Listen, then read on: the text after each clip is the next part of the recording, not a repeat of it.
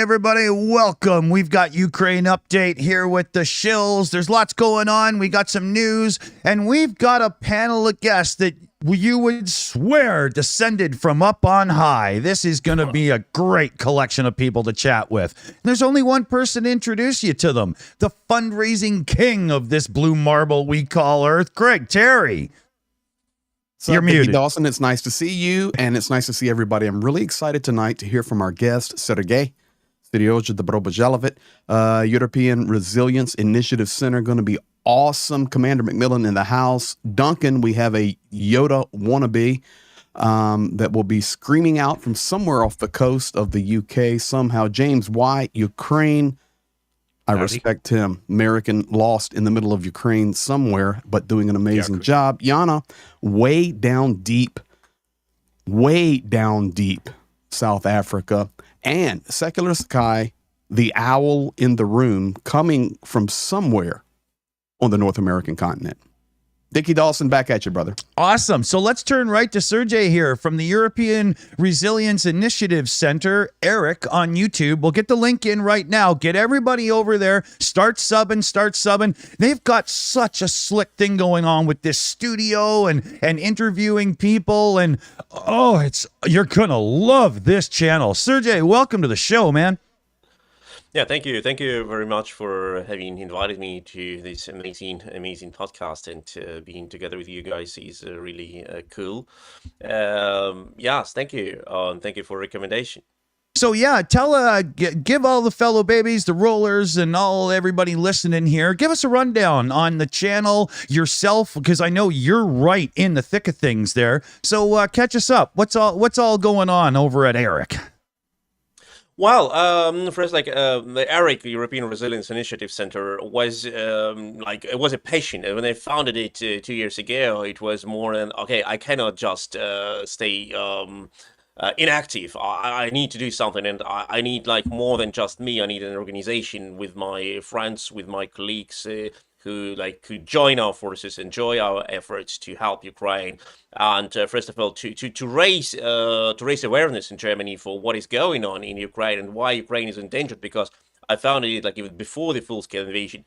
So I spent 6 years in Ukraine in 2015, 2021, working for a German political foundation in Ukraine and in Belarus. And what I experienced was typical German bureaucracy.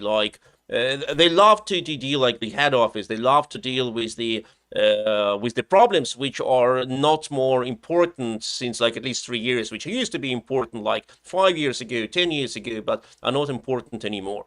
And that is a typical problem of German organizations, which are extremely bureaucratic and extremely self-focused, and try to ignore the local expertise or Ukrainian expertise or any expertise except of German one.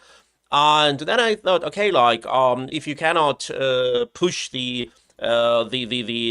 burning agenda directly in Berlin, then you need to be agenda. You need to create something what you can do, what you know. And that's how we founded ERIC, and we have decided we will make analysis of the situation on the front and around the front, and we will raise donations for Ukrainian army, and that is what we're doing. I came back from Ukraine 2 days ago, having driven 2,500 kilometers. That is about, let me say, 2,000 miles, maybe 2,000, about 2,000 miles within 3 days. Don't ask me how many speeding tickets I've got. But we have delivered equipment to Kharkiv, solar panels, inverters, generators, and we have delivered drones to the 47th Mechanized Brigade, which is fighting close to Avdiivka. And it is an amazing feeling when you deliver goods which German citizens fund, which are also unhappy with our government. And the Germans fund like crazy, really crazy. People donate 200 euro, 500 euro, 2,000 euro for the Ukrainian army. If someone would have told me 10 years ago or even 3 years ago that the Germans would donate for the Ukrainian army, which is fighting the Russian army, I would say it's impossible. It's just crazy. But that is what is happening now, and I'm so proud for my people. Exactly as I'm not happy with my government, but I'm so proud for my people, and I tell it in Ukraine everywhere, guys, Germans are staying on your side and are ready to help, and Scholz is not all the Germans. Well said. Yeah. I really like this guy. Totally, man. Holy moly. I think that's something that we have, that all of us can kind of say, like, the government isn't the people, you know, which is sad when you think about it. Like, we're all coming from democracies, but for all of us, I mean, like, you know, if you look at all the people coming together, as opposed to what, you know, looking what the people are doing versus what the government is or isn't doing, it's a big difference. Well, I know one thing. Sergey and I will be connecting in the future.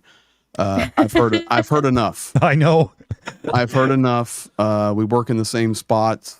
I also help the 47th massively, so I'm sure we know similar people. So surprised you haven't crossed paths, to be honest. Yeah, you know. So this is cool. Well, it will happen. And you should follow him on Twitter. He's got amazing tweets. I didn't know we were doing job interviews today. I'm not prepared. Oh, also, Sergey, quick question. I heard you say mechanized brigade. Which mechanized brigade did you say you guys would work with? 47th. It's 47th mechanized Marcus. brigade. Yeah. Right. Okay. Yeah, exactly. It is Magura and yeah. But look, that is actually many of these like links to specific units. They're based on personal connections. You need to know people. You need to trust people. You need to be able to call them. You need to be able to message them in the chat, and they need to know that they may trust you, and that if you say, okay, I will bring like next week or next month so much drones or that equipment, and we are now like raising donations, and I need some photos and videos from you to boost the donation campaign. They need to trust you. They need to know that you will not like misuse their photos, that you will not like disclose specific information, etc., etc. It is mutual trust, and that's why many of, if not all, of these donation campaigns are being like funded on like personal relations. And actually, like for me, it started in like the donation campaigns, like this fundraising. I never thought that I will do this thing, because it's not what I used to do in my previous job. Like, I made mostly political analysis, security analysis, like networking, writing policy papers, etc. I didn't do fundraising or political campaigns like this fundraising. But it was, I would say, it was October 22 when the Russians first started to mass bomb Ukrainian electricity networks in hope to freeze Ukraine out. And as I said, I spent 6 years in Ukraine working there. And on one morning, my former colleague, my office manager, Victoria Sologub, who spent in Kyiv all the time during the Russian bombing in the first weeks and days of invasion, she sent me a photo. She sent me a photo of a dark corridor room where a small like power station and a battery gives energy, provides energy for a Christmas star, and Christmas star is lighting in that room, like very dark room, very very gothic, I would say, picture, if I could use this word. It was like terrible. And I asked you, what is that? And she said, okay, like we're living in a multi-stories house, 20 stories, and we're living like on 16th or 17th floor. And when the Russian missiles come, there is no sense to go down all the 16 stories, because like who knows like where you will stuck, and you will not, you cannot just go like 5 times a day, 60 stories down and 60 stories up in winter, and you cannot use elevator because there is no power. So we hide with our families. We hide in the corridor, inside of in the core structure of the building, because then you have like several layers of walls, and when a Russian missile hits like a outside wall, that you have a better chance to survive, because the parts of the missile they need to penetrate several layers of the wall. And you're spreading the energy out to minimize, exactly, right? Yeah. but you don't have light there because like there are no windows, no nothing, and no electricity. So the children were totally scared. They were absolutely afraid, and they were screaming and crying. And so the parents, in order to calm them down, they had that battery and they lighted up a Christmas star to give to provide some feeling of coziness to these children. And I thought, okay, that's terrible. Actually, we are about to celebrate Christmas in Germany soon, and in Kiev, like these children are screaming and crying under Russian bombs in darkness. So I started a first donation call, and people in Germany reacted very, very fast, very fast. And they started to donate money. We have raised like 15,000 or more euro within like 2-3 days. So I bought all possible power generators and these power stations, which I could buy in a radius of, let me say, 100 miles around Berlin, and I brought them to Ukraine. And I entered Ukraine not on Christmas, on New Year Eve. So I was the only person in the train who was entering Ukraine on 31st of December 22. And that gave me so much power back then, because I brought these power stations not only to IDPs, internal displaced persons, their families, but also to a hospital and to an orphanage and to like some community center in Izum city in Kharkiv region, which was recently liberated from the Russian occupation back then. And then I thought, okay, like we need to expand it. We need to start doing more of that, because there was clearly a wish from the German population to do what our Chancellor Scholz and his government did not do and still does not do. So I started another campaign for my friend, who she was a sociologist, young sociologist in a university of in Ukraine, in some provincial city of Ukraine. And when the Russians attacked Ukraine, next week she volunteered for the army without zero army experience. And she's until now she's in the army, and back then like she was fighting for 1 year. And I asked her what her unit needs, and she named me like a number of medical equipment, which was very hard to buy in Ukraine. And then I started a call, we raised money. Then I found out you don't buy this equipment in Germany, because that was special tamponades for bullet wounds. Like when you have like a bullet, especially like in some parts of your body where it's very hard to tamponade it, you need to have like special device. It looks like a hypodermic device, but it doesn't inject you with some liquid. It injects you with small pellets which tamponade your wound. Like a very interesting device. And in Germany, we don't have them. You cannot buy them because they're not certified in Germany, because we don't have that much shot wounds, and we don't need them. You cannot buy them in a drugstore. You can buy them in the US. So I found a person in the US who could buy them. Then this person said, wow, like I can buy them, but I need like a medical proof that these will be used under medical supervision, and that medics should like have a US license, etc. So I found this medic who connected the medics in this unit, and they exchanged their details. So they issued all the papers. Then I said, okay, like we need to buy like some hundreds of these devices, like 2 large suitcases. Then like some older like friend of mine from Munich had her friend in the US who was traveling to Germany, and that lady was so friendly. Then said, okay, I will go only with my backpack, and both my suitcases will be full with this medical equipment. So it was like a sudden chain of people awesome. who I did not know at all, and who were everyone was offering their help and saying, yes, we can do it for you. And I ask you, okay, how can I thank you? I said, no, like you don't need to, because it's for Ukraine. So we have brought this equipment to that unit.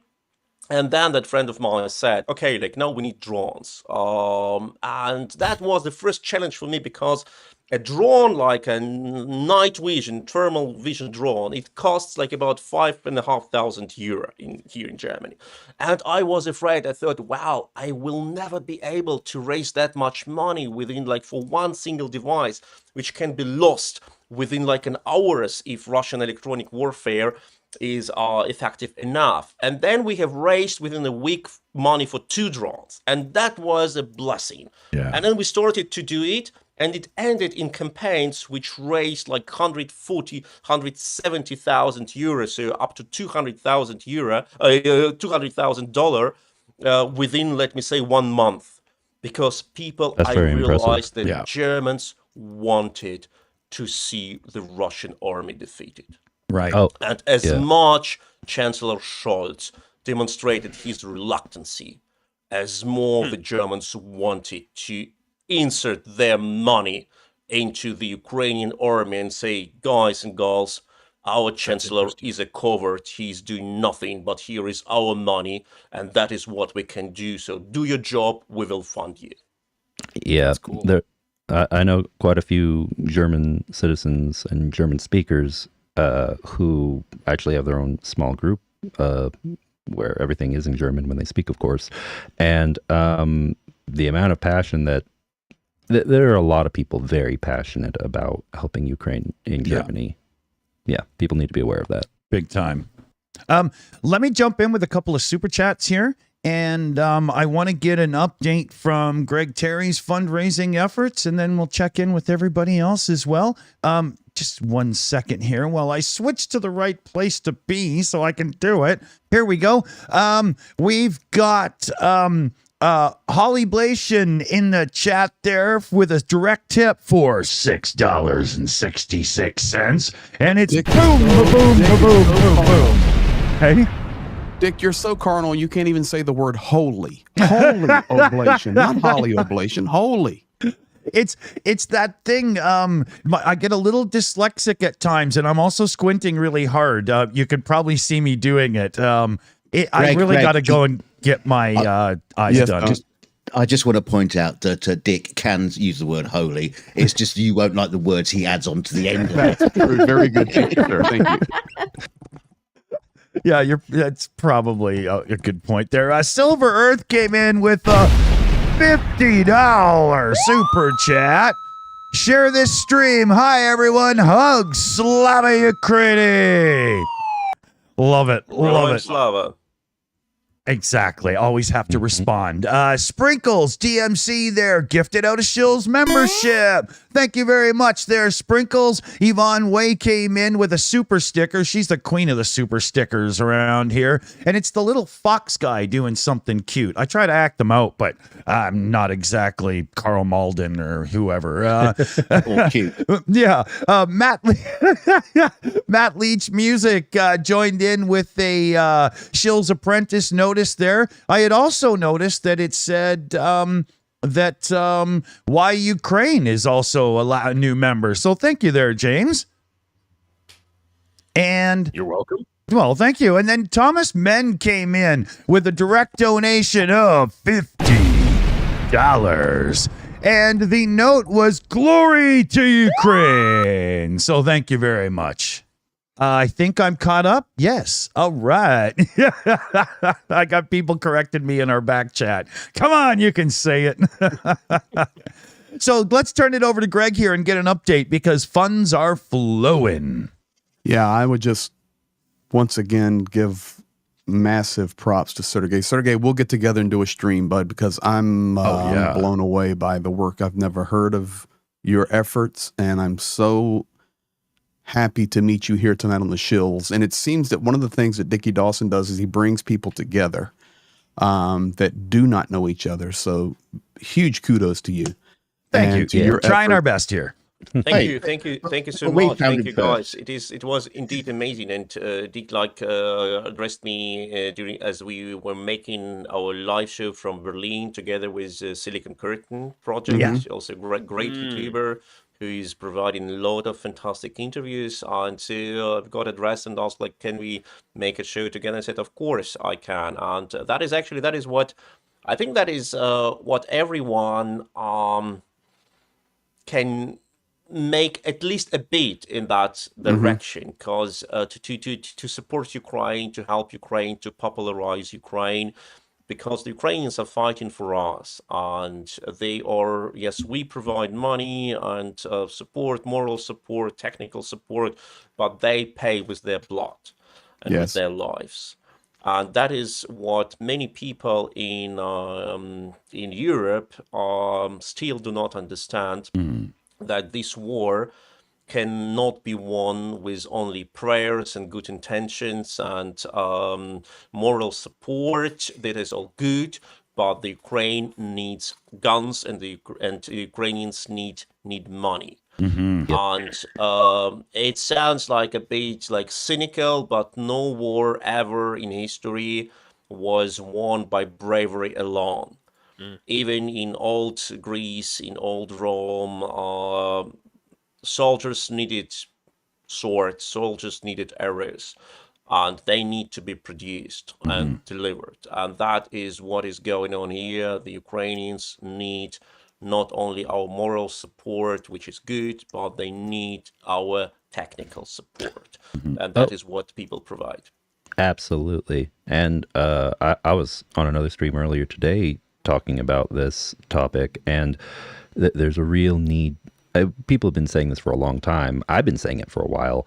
There's a need in Europe and in the US, both really, to increase production of different weapons, especially for land-based artillery warfare, because there is a shortage.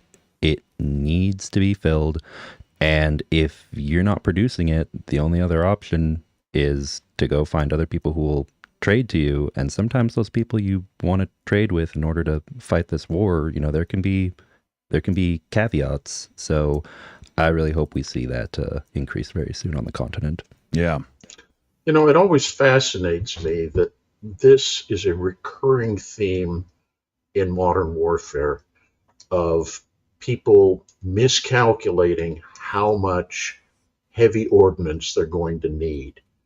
And you see it, going back as far as like the Boer War, the Civil War, where you get, we're running out of ammo. We need to increase ammo production because everybody assumes, we're only going to fire this much.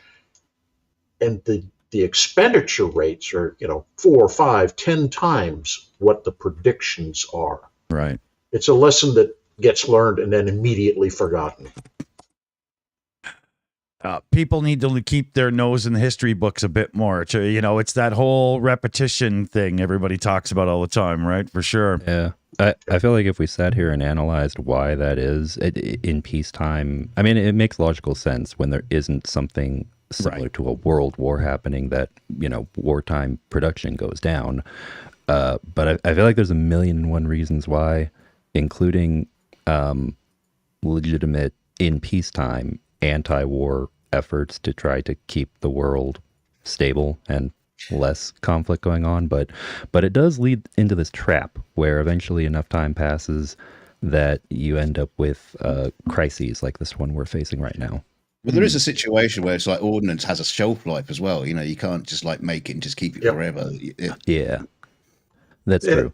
There's a second part which is an interesting corollary, at least in major free world Western countries, is that it's much sexier politically to buy hardware than ordnance. So you can get people to approve funding for a new tank or a new aircraft, but saying we want to produce 1 million artillery shells, and people kind of go, yeah, who cares? They assume that when the war starts, you just flip a switch and magically they all appear in the arsenal. It doesn't work that way. Then there's also the question, though, like was said about the shelf life. Let's say you live in a particular time where there's always conflicts, but there's less major conflicts across, developed economies, like wars like what we see between Ukraine and Russia right now, because this is something that you don't usually see in the developing world. So, the needs in terms of the amount of ordnance it's a lot higher, typically. You end up with this issue where the amount of ordnance that is produced and you've got in storage, if it is about to go bad, do you just scrap it? Do you lose that money? Do you sell it? If you do sell it, you can have bad political, blowback. So I think there's a lot of reasons. In a lot of cases, what they do is refurbish old ordnance. So, you get stuff that's sent back to the factory, and parts of it they can use. I mean, for example, let's take a 155 millimeter artillery shell.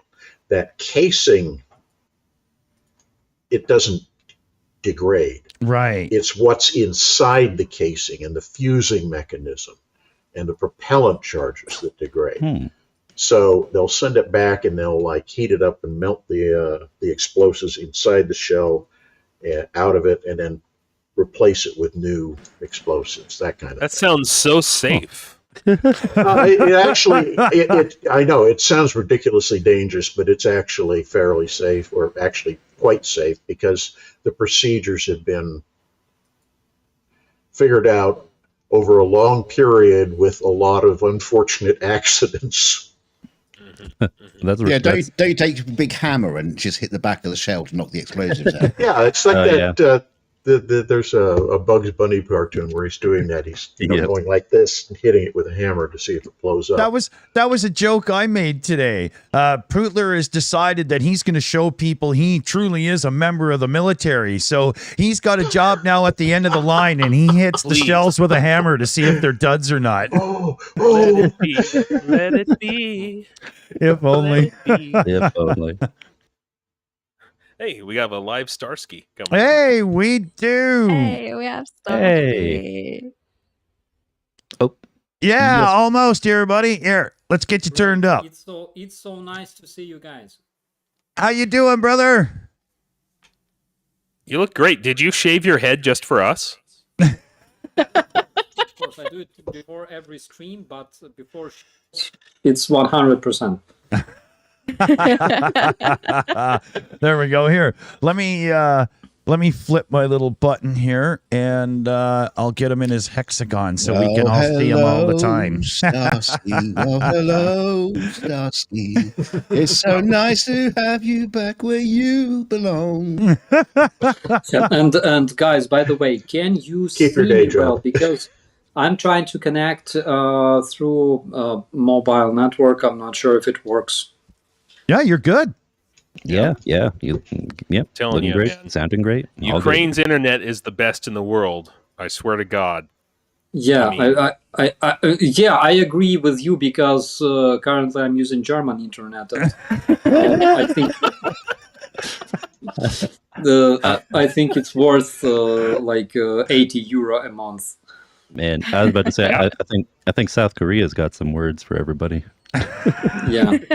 Maybe. Oh, that's funny. So, Starsky, Sergey Starsky. Sergey's from the Eric guys there that you had the interview Where's our with and host? everything, right? Hey, do you not hear me? Oh God, don't tell me. Yes, Okay. I can hear you. Good, I can good. hear you. Okay. So wait a minute. Is Starsky? Are you in Germany as well as Sergey here? Yeah, pretty much. We met the other day in Berlin on this panel dedicated to misinformation, and it was amazing. A lot of great speakers. I was dreaming to meet General Ben Hodges in person. Unfortunately, it was not the case. General is a very busy person, and I don't think he has much time meeting captains like me, because I'm a captain. But he was on record, and I had a lot of fun and spent a lot of good time meeting other people. Jonathan Fink, again, he was probably among. We have to say thank you to Jonathan for making this panel possible, as well as Sergey and Sasha. Yeah, and it was great. It was great. I hope more viewers will see this panel because record is available.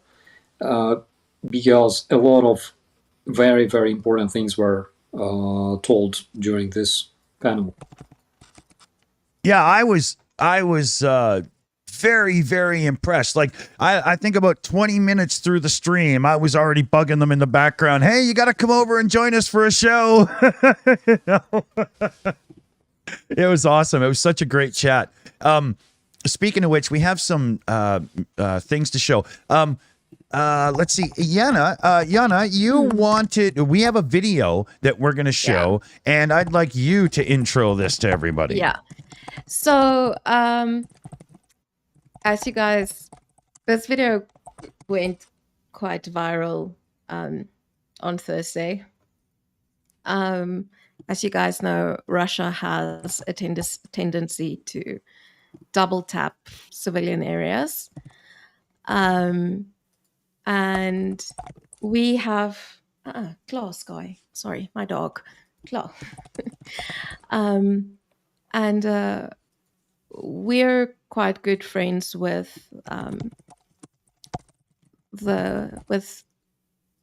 people in Kharkiv who are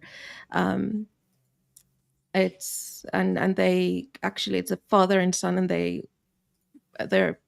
work at the fire department, and they also in their spare time repair our cars. And a while back they actually asked us for armored vests because they were scared of a double tap, and we didn't get it. I asked, couldn't arrange it, and then on Thursday during Thursday's attack on Kharkiv, the dad died in the attack. I later messaged Pete, and I was just like, obviously, I'm like, wait, what if this could be saved by, what if the dad could have been saved by a vest? And apparently the Shahid drone landed 2 meters away from Vladislav, so a vest wouldn't have helped. But this video you guys are going to see, it is just as Vova, the son, comes on the scene after his dad's body has been, like, he kind of saw it happen or heard it happen and knew that it was his dad's location that was hit. Wow. So, yeah. Here, I'll bring it up here. That is indeed a terrible, absolute terrible, devastating situation. I've been to Kharkiv 3 days ago, and that is exactly, it was that campaign which we started in Germany. We have raised 45,000 euro within less than 1 week, like 4 days, 3 days, and we have purchased power equipment for the people in Kharkiv, and we have brought equipment there like during the first days. And then we bought also construction materials to let people to at least cover with wooden plates the windows, the broken windows in their apartments, to get like the first construction work in their apartments to protect themselves from wind, from cold, etc. And it was all possible only thanks to volunteers, Ukrainian volunteers, who organized all the purchase of the construction materials, distribution of them, and all the equipment like screwdrivers, screws, nails, hammers, saws, etc. And when I came there, it was like, a first thing you need to imagine are like normal residential area with 5 stories houses from 1960s. like pretty small apartments, houses which have like 3, 4 entrances, 5 stories each. The two buildings stay parallelly to each other with a distance between of about, let me say, 30 meter, so like 70, 80 yards. And the Russian missile hit directly in between of these buildings, close to children playground. And the shock wave which came to the sides destroyed every single window in every single flat in these two houses. So it just like hit everything and destroyed also the balconies and. So when you enter, like you understand, people live there in these houses still, and there were a lot of construction work still because people trying to repair their houses. And what like was shocking for me, both positively and and it was like it was not a normal natural situation in there. But when I saw, it was clean. It was everything clean.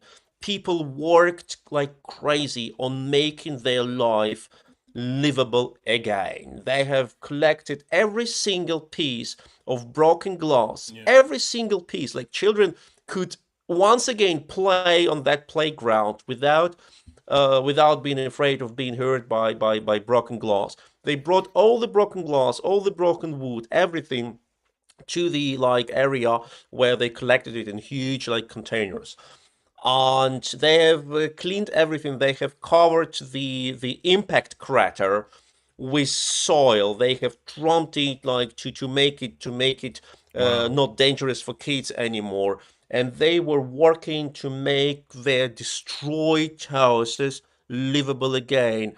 And that was an impression. And I thought, oh my gosh, that sort of resilience, that sort of power, of moral power, it is incredible. If you go through Kharkiv, you see you don't see any house unhurt. The houses are either hit or one window is broken, or you see other signs of destruction everywhere. It's a 1 million inhabitant city. You see destructions of larger scale, minor scale everywhere. But you see the cafes are open, people are going to their job. Public transportation is functioning. People are like cleaning the streets. They are bringing water to flowers, etc. And on cafes, you see all the slogans about how they want to win, how they want to defeat Russia. And that is what the Russians never expected, especially in Kharkiv, because the Russians believe that Kharkiv is a city so close to Russia, will be taken within the first days, and all the people would welcome Russians, which never happened and will not happen. Very much. Very much. So Jana, should we flip over? Do you want to play the video? Yeah, I think okay. We can yeah, we can play the video, and then afterwards we'll talk. Afterwards I'll answer some questions, because I see Alvin Archer has asked a question about financial help and so on. So I think let's play the video, and then I'll just make a comment on that as well. Yeah. Okay, perfect. Here, I'll play it right now. I'll bring it up full screen, like, so everybody can see well here.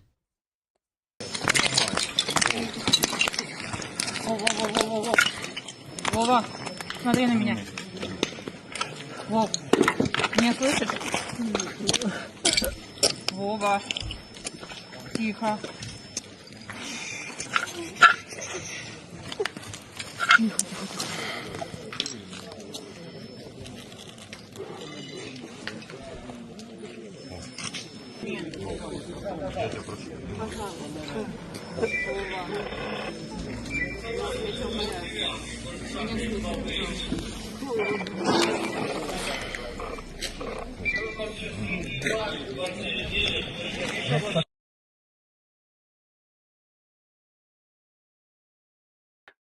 That's a real heavy moment in life.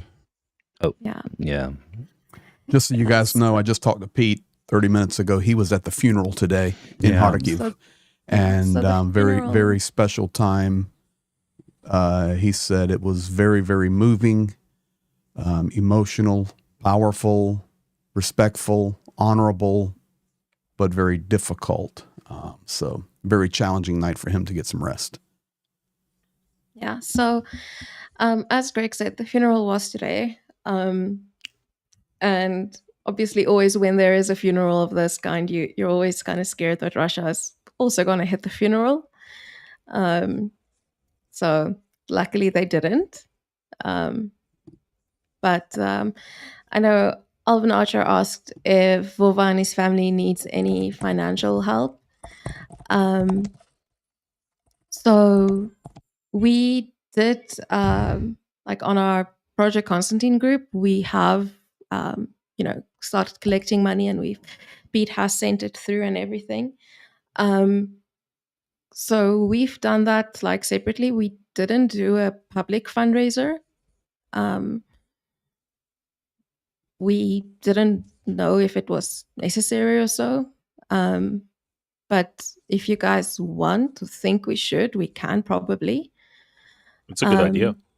Okay, so then I can create one, and then I don't know. You guys can probably also bother Dick and send through stuff during the stream.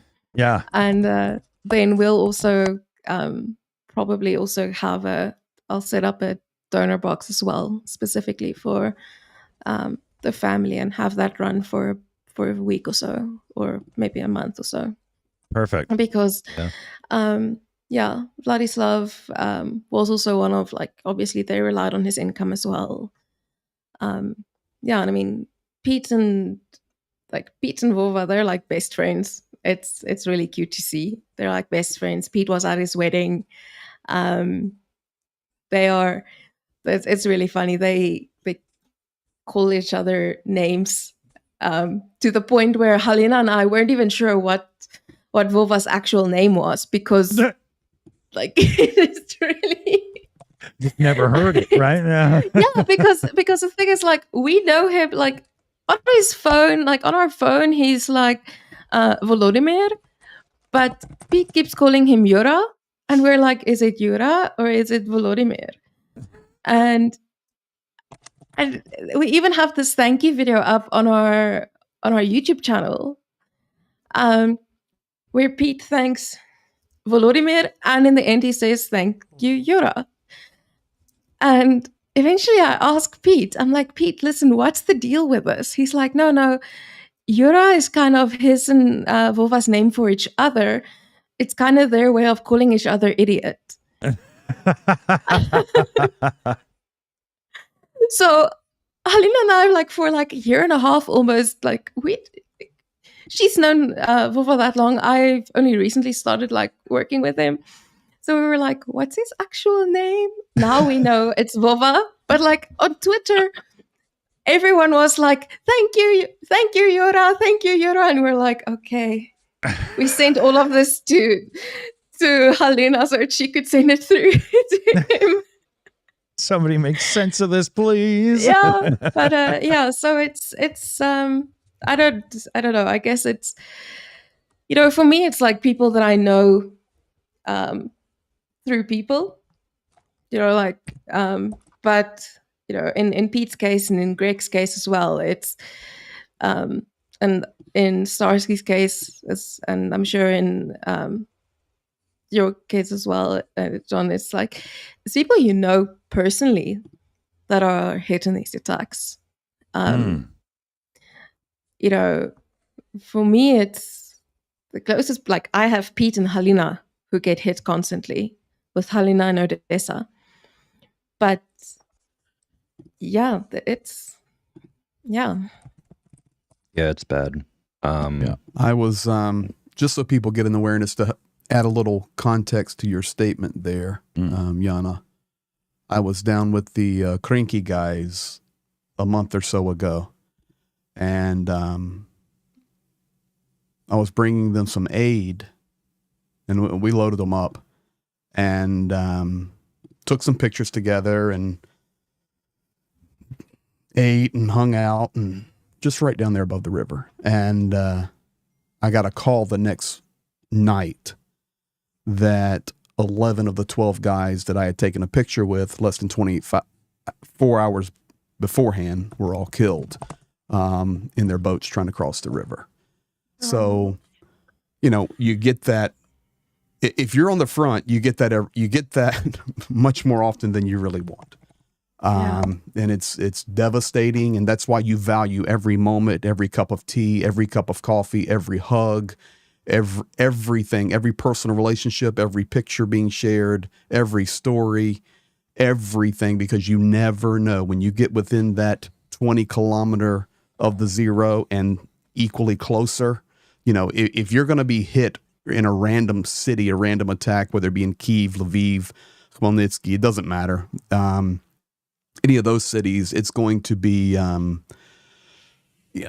bit more random. But of course, the closer you get to the front, where the drones are more active, the artillery is much more active, the FPV drones that are now pushing everywhere. We've ran from so many drones, and your drone detector is going beep, beep, beep, beep, and then it goes solid, and you jump out of your car and you run into anything you can find, and you thank God when it flies over your head.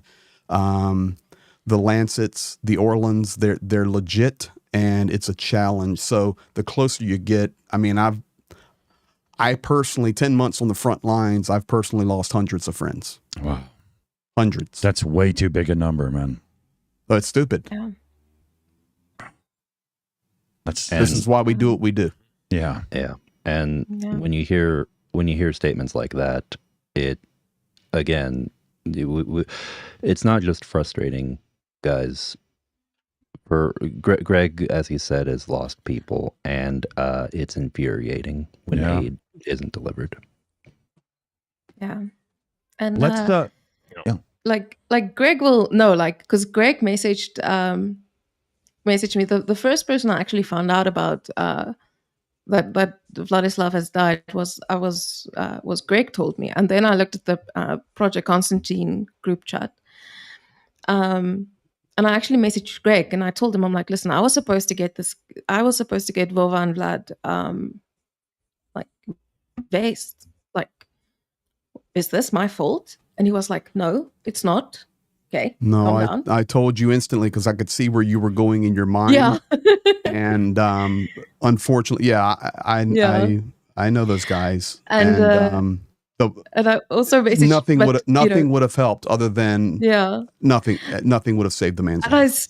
But even though I still messaged Pete, like later in the day, like 5 o'clock in the afternoon, I messaged Pete. I'm like, hang on a second. Because I still needed to hear it from Pete still. And Pete was like, also like, he told me, he's like, you know what? He sent me a screenshot of his chat with Vova. And Vova actually told him, he's like, it landed 2 meters away from Dad. This isn't your fault. But I think the reason I was beating myself up, because I was sitting there and I was like, you know what? I wasn't persistent enough in asking for a vest. Because I asked someone, hey, can you maybe get a vest? And I wasn't as persistent as I know I could have been.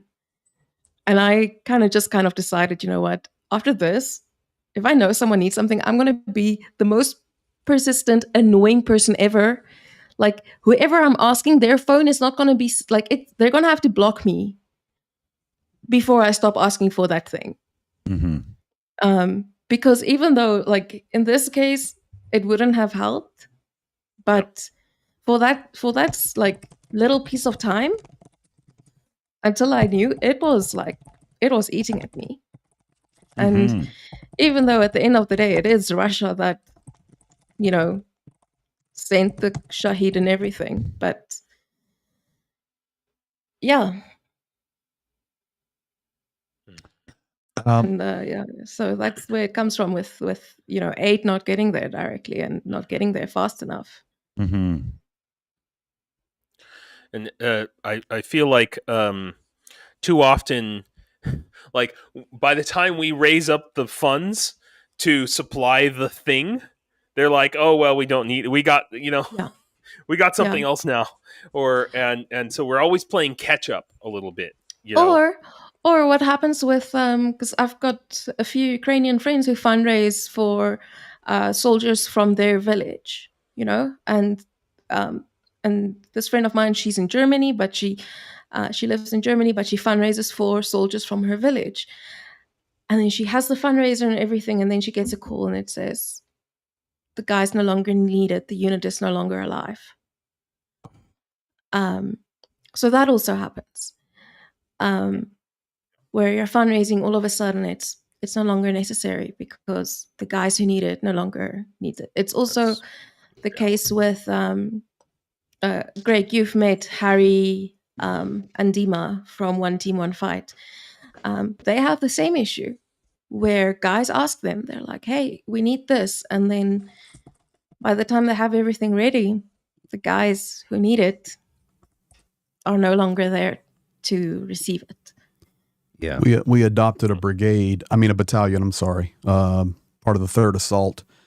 And there was a new battalion being formed, 2nd Rifle Battalion. And they had to rotate into Avdiivka too early. And they were able to get their numbers up to 500. And they had to leave basically 50% early from their training due to trying to hold. And this, of course, is a month or so ago. 500 went in, 230 came home. So these are real numbers, guys. Real numbers. You never see them on your headlines. Yeah. And we supply that entire battalion and know them extremely well and personally, and we're always with them. And this is reality. This is why it's so important that we all are doing what we're doing. It's vital. Very much. Very much. Very much. Sergey, I wanted to turn over to yourself. Is there any questions or comments from people over watching the stream on your side? Anybody wanting to get in with any interactions or anything? There is a lot of support with no questions. Like there are a lot of people who are messaging Slava Ukraini. There is one person from Germany, Alexander Harder, who has just donated for the European Resilience Initiative Center link for our Kharkiv project support. And thank you, Alexander, for your donation. And yes, mostly people express their support for Ukraine. Awesome. Sergey, I was just wondering, your the panel that you and Starsky were on today, was that live streamed? That was or is it going to be on YouTube or anything? No, it was 2 weeks ago. It was on, I think, maybe 3 even weeks. It was on 15th March. I will post now a link to this panel. It is recorded and available. It's actually amazing panel. I wasn't on that panel. I was a host on 2 other panels and a guest at one we had in Berlin. 8 hours, almost 8 hours live marathon from marathon. Yeah. Yeah, it was a marathon. It was done jointly with Jonathan Fink from the Silicon Curtain project, and we had really star guests. Starsky, one of them, but not only. We had amazing person, a Canadian expert on sanctions. He's now a fellow at our European Resilience Initiative Center research project. We were talking about sanctions, how to seize Russia's assets, sovereign assets. We had a panel with 2 other fellows of ERIC from the US, US Air Force Lieutenant Colonel Jahara Frankie Matisek and Will Renault, professor at Northwest University. We had German parliamentary military expert, retired colonel of Bundeswehr, Roderick Kiesewetter, who is one of the biggest supporters of Ukraine in Germany, discussing sanctions and military support and nuclear blackmailing by Russia. So a lot of people, and of course Jonathan Fink, Nikolai Klemenuk, German journalist of Ukrainian Jewish heritage, and Starsky were in that panel. The link is in the comments, and I will now post the link for the whole 7.5 hours marathon. It's worth to watch. Really, a lot of insights, a lot of knowledge. Why European sanctions do not work. Why Russia does what it does. About the Russian narratives, Russian imperialism, about Ukrainian ways to fight the Russian army, very creative ways. So I hope you will enjoy it, guys, if you would look at it. And thank you, Starsky, for having done it. It was like a really huge insight chance for us to know how it looks like from the side through the eyes of a Ukrainian veteran. Now, thank you so much. The link for 8 hours is also there now. Thank you so much, Sergey. It was a pleasure and honor to be there and finally meet Jonathan, because we had so many streams together, like videos together, but never met in person. Also, big pleasure to meet you, meet Sasha. And actually, I'm really happy that I made it in time, because as soon as I returned back from Berlin, I got flu. I got sick. I almost freaking died, guys. I had 2 most impressive weeks of my life just dying in the bed, but luckily I'm back alive. Yeah, but it was a great experience. I really do hope that there will be more viewers, because this content is very important. The insights from people like General Ben Hodges, for example, they're absolutely precious. And one thing I would like to say, addressing the thing that my brother Greg said just a while ago regarding the losses of the Ukrainian army, Ukrainian defenders dying in such numbers. The reason it happens is because Ukraine doesn't have enough shells and enough anti-air measures. That is the only reason why it happens. Had we had enough shells for Western artillery that we have in big numbers here in Ukraine, but we still have to use old Soviet D-30 howitzers. The reason is because the military supplies to Ukraine, they stop coming, which is not just dangerous, it's freaking ridiculous. It's, it's as if people on the West heard this message from Putin, who said Ukraine must be cut from supplies. This is my demand. And basically, this is exactly what we see nowadays. It must not be like that, because those guys could be alive today if we had enough artillery to suppress Russian artillery. Currently, in the situation when we have 1 howitzer against 10 Russian howitzers that have, unfortunately, better range than we, even though last year we had better range, better precision using American M777s, using Polish Krabs, using other artillery units. Guys, this is a completely ridiculous situation, and this is why our guys are dying, unfortunately. Not only Ukrainian guys, but also guys from other countries who come to fight for Ukraine. This is why they are dying, and this is why we should raise awareness and return these supplies to Ukrainian army. Exactly. Yeah. 100% agree. And that's the same story you hear. And of course, Starsky in this panel knows more than anybody. He's forgotten more than we know from his experiences. However, he's correct. When you go there and the commander sits down, I'm having coffee with him, and he says, Greg, if we just had shells, I would have lost maybe 50. I wouldn't have lost 270. I would have lost 50. There's nothing we can do. And then you add on top of that, and I know Sergey was talking about it earlier, but the adjustment in the warfare right now, guys, is I don't think the world is aware of the level of drone activity. No doubt, right? It is. I'm going to have Pete on live Monday night. We just confirmed it. He's got a couple of days of rest, so he's gonna come on Monday. He's gonna talk about it. He's just gonna talk about the amount of drones that are Russian and Ukrainian going at the warfare.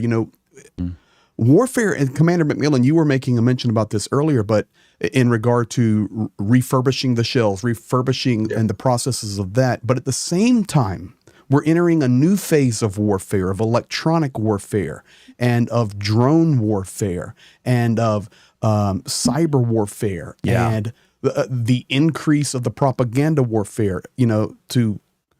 To agree completely with Starsky, it is a tragedy. Yeah.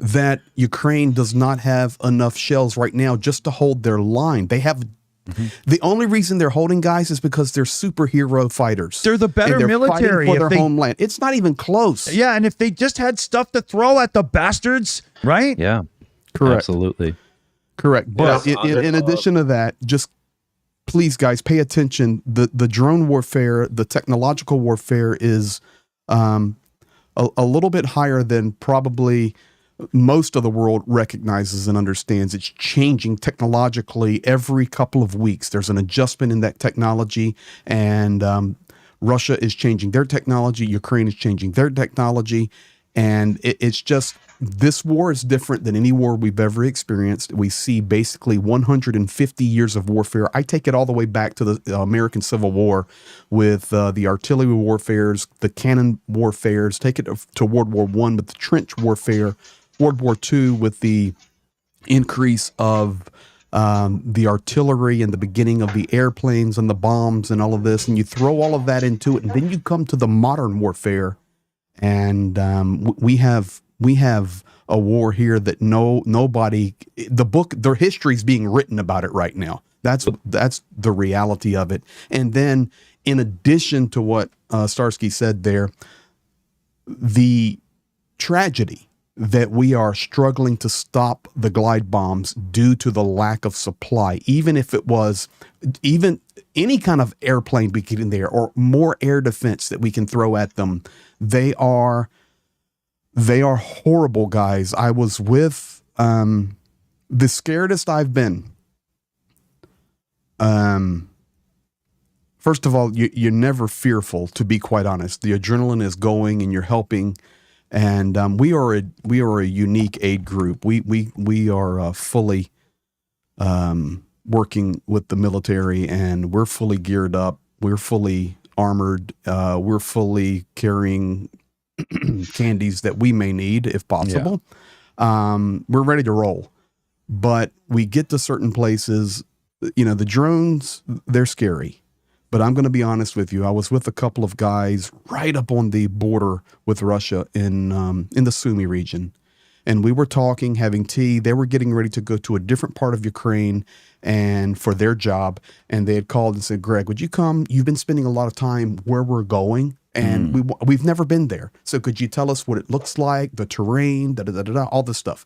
And we were sitting there chatting. And guys, the glide bomb hit right across the street and down a couple of 100 yards, couple 100 meters. And I'm going to tell you, I saw fear in everybody's eyes, and there was only 5 of us in the building, and the fear was in everybody's eyes. And it was at that moment, the eyes as big as saucers.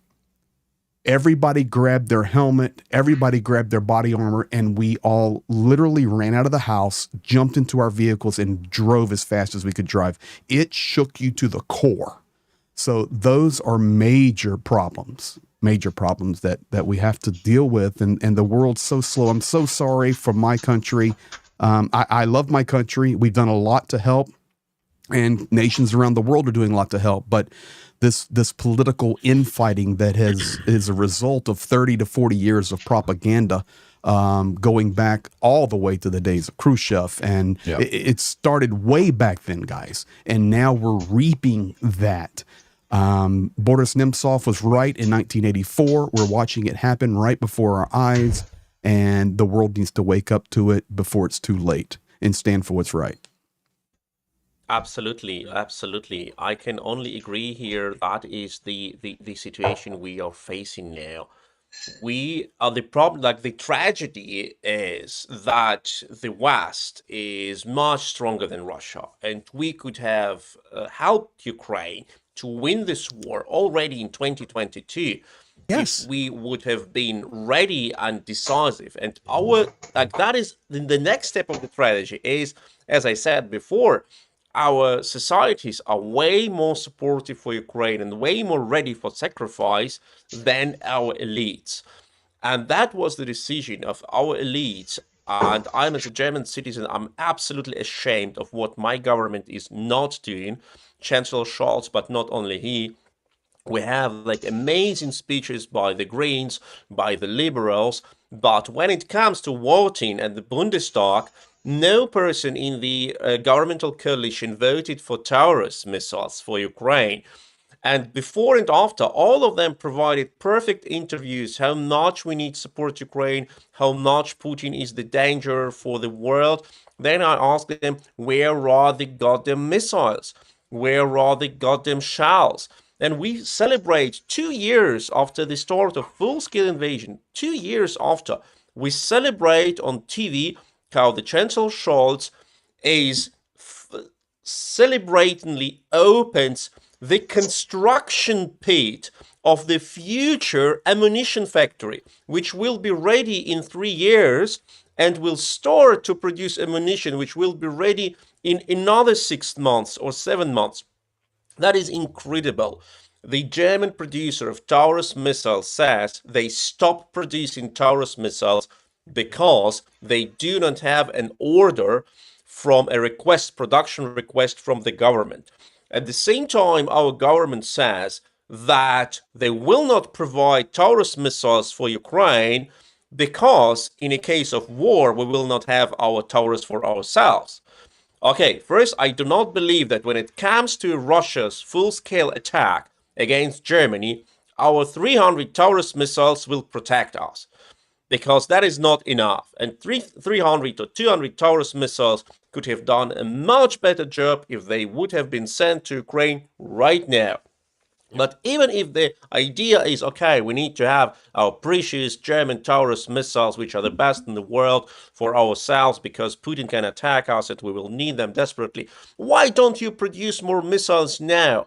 And the answer is, they still do not believe what is happening. They still have not understood what is happening. This generation of German politicians were all born after the World War II.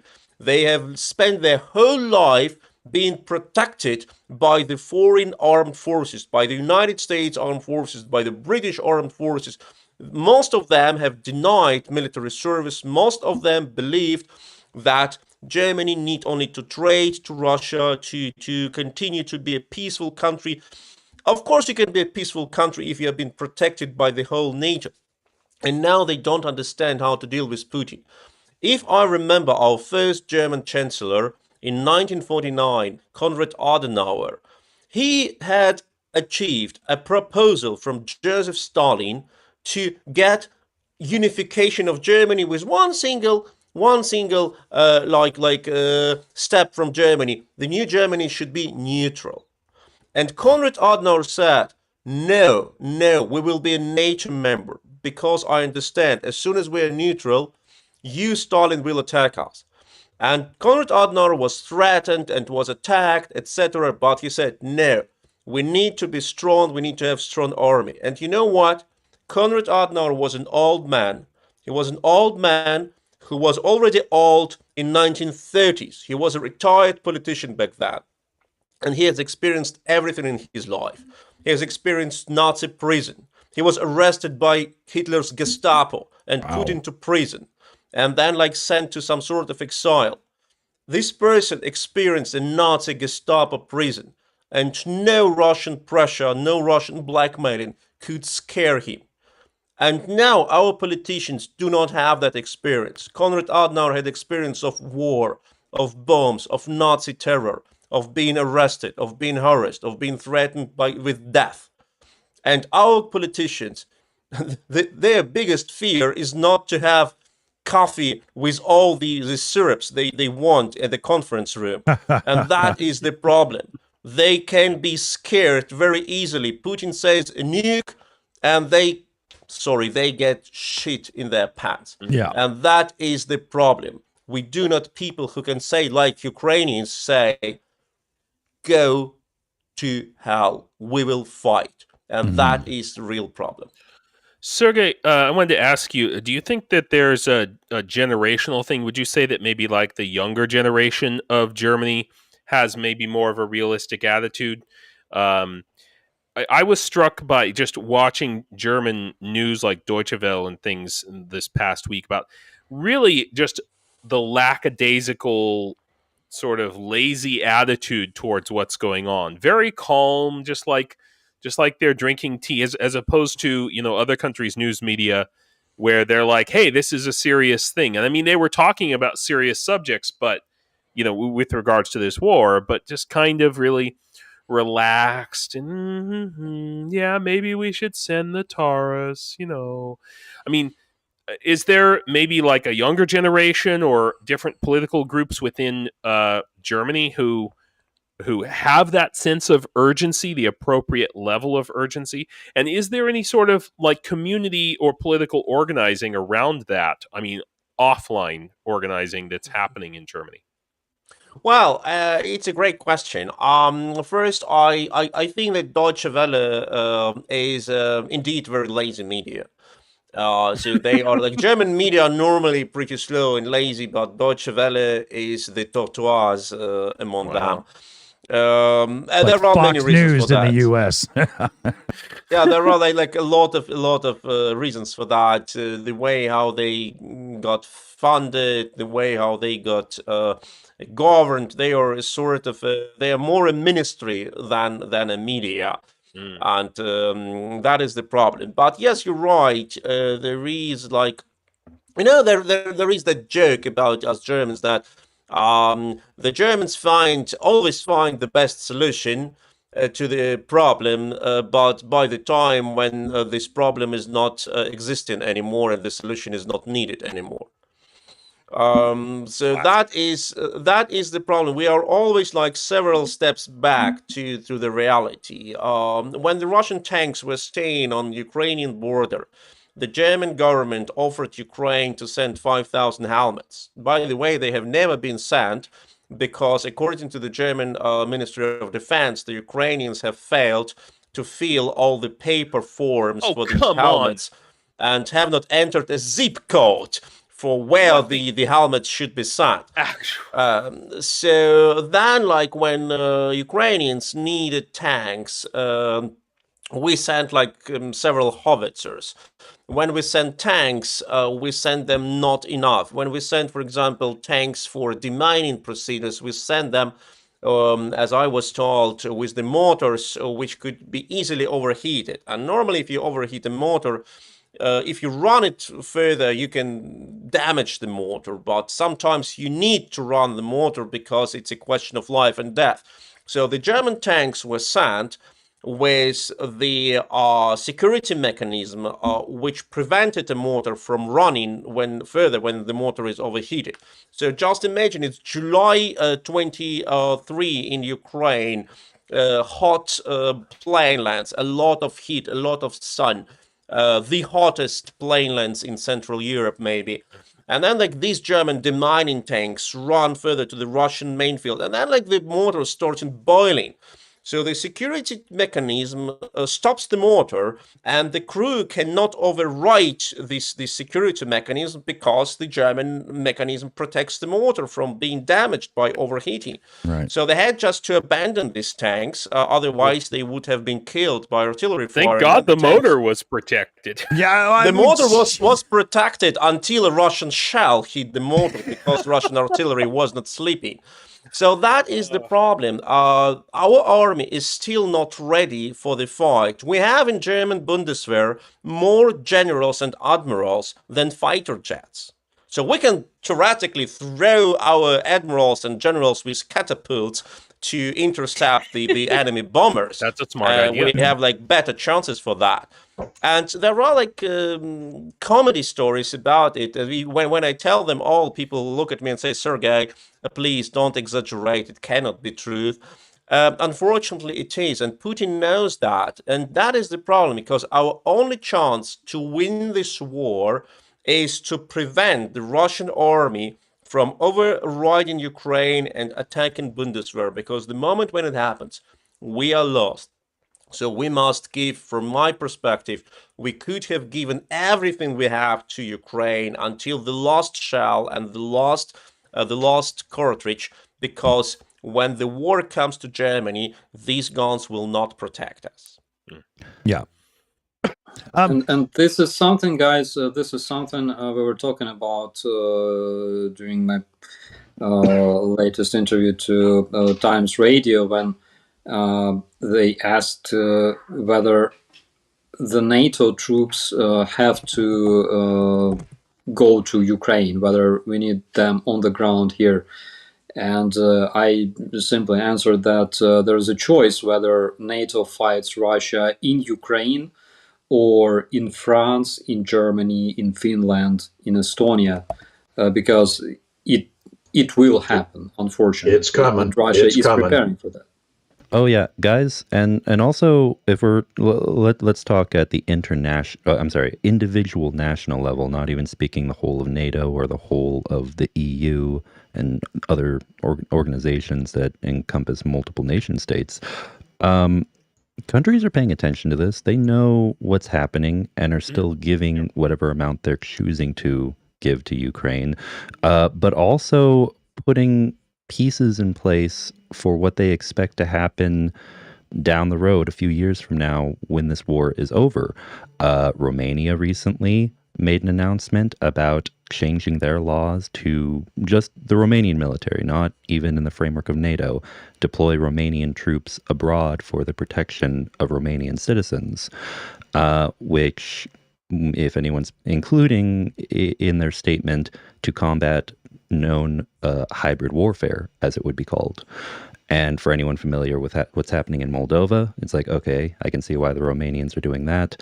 Turkey right now is in talks with the U.S. Everyone's got their opinions about that, about possible sale of ordnance, of ammunition, and the, brokering how much of that would be going to Ukraine, how much of that would be for domestic U.S. possession to fill the known need for producing more artillery shells. There's a lot of stuff going on. The problem is everyone's got their own self-interest and their own political games, and that's what we want to avoid, navigate away from, in my opinion. Well, I think that one thing we just really need to throw some cold water on is the premise of strategic ambiguity that we keep hearing thrown about by the likes of Jake Sullivan and Schultz and many others who are in this dithering hypocrisy. Because the problem with strategic ambiguity is it only works if the enemy doesn't know what you can do. And we can see now that I think the Russian FSB and security services has so far infiltrated the information of most Western countries that they know what pieces Western countries have on the board. You can't have strategic ambiguity if the other side knows everything you can do already. If they know you don't have enough Taurus missiles, if they know that you're not going to do this, thus, and so, then there's nothing ambiguous about that, nor strategic. Initially, when the whole question of aid to Ukraine came up and Western countries were being reluctant, I thought it was because there's a fear of escalating. And as it has progressed, I am becoming increasingly convinced it has nothing to do with a fear of escalation. It's a result of the insidious influence of Russian propaganda, particularly among the decision-making class in many Western countries. I've got a couple of shout outs I'd like to get in here. I'm falling behind. And then I did want to pose a question to everybody on the panel here. A little topic that's been brewing quite a bit lately. So let me just scroll back in my list here and get to where I need to be. So WL threw in a $10 direct there. Keep up the good job. Salt to the Red Earth threw in a $20 super chat. This isn't even enough for Smart Wool socks, but together we are an army. I love that sentiment. Very good. Very good. Thank you so much. We've got Ronnie Vranken in with a, I think it's a super sticker. I'm looking through a list that doesn't quite tell me. Sorry. We've got Cats in with a super chat as well. Slava Ukraini, VP DFO, so many awesome people on the panel. Thank you so much, Cats. Danny Carver came in with a direct tip there, $20 one as well. Operator Starsky rules. Well, everybody knows that.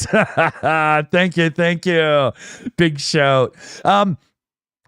Cats, let's see here. Where am I? Sorry, there we are. Salt, that one doubled, did it? Where the hell am I? I lost myself. Sorry, the page scrolled on me there. WL with a super chat in. Keep up the good job. Thank you. We're trying our best. Rotomax in with a $20 direct shout there. Great stream, folks. A little gift to help where you think it's needed most. Well, we'll put it where it is needed most. Very much. Salt of the Red Earth again for another $10 shout here. This is a virtual hug to Starsky. I'm happy to see you back with the Shills crew. Awesome. And then where do we got here? Danny Carver shilled out 5 Shills memberships. So remember, if you're the last member of the stream, you get the bar tab for the evening. So we'll keep you posted on who gets the bill there. UTV threw in a direct donation there for the Boom Boom Fund. Danny Carver with the gifted. Okay, they're there. New member Board Cube. So welcome, new member. I love the name Board Cube. David N throws in a super chat. Hearts to the Shill Show on Saturday is where it's at. Oh, yeah. Love it. Yvonne Way, Queen of the Super Sticker, threw one in that was really cute, but I got to scroll back and find it. I'll do the little acting out in a minute. Leathercat, painting extraordinaire. Check out the auctions over at Rick's, which we've got a shout out for coming up. I was born in 74. I knew growing up Moscovia is a threat to all. My mother was in Orlando, Florida during the Cuban Missile Crisis. Too many have forgotten. Very, very good shout out there, Leathercat. We had a $10 direct tip in from Anonymous, so, it's okay. You can hide around the corner and lurk. We appreciate the contribution. And then Holy Oblation, and in the direct donation, holy is in quotes and then oblation afterwards. So okay, I got it. I wish every country that supports Ukraine would just send one missile each directly to the Kremlin. Oh, that is the best shout I have heard. Burn, baby, burn. I love it. So we are caught up here. Thank you so much, everybody. Thank you so much. What I wanted to pose to the panel is the question of Russian cash assets that are being held due to sanctions and so on. In my opinion, they shouldn't be held. They should be instantly handed to Ukraine. Let's start with Starsky and we'll go around to everybody here. What do you think? Yeah, of course, because this gives us opportunity not only to start rebuilding, but also buying necessary equipment abroad. Because even though, we need to rebuild our country, but I would say not like it's not a proper time, but it's proper time to rebuild our critical infrastructure on the first place. But I think Sergey can talk more about this topic, right? I would imagine, yeah.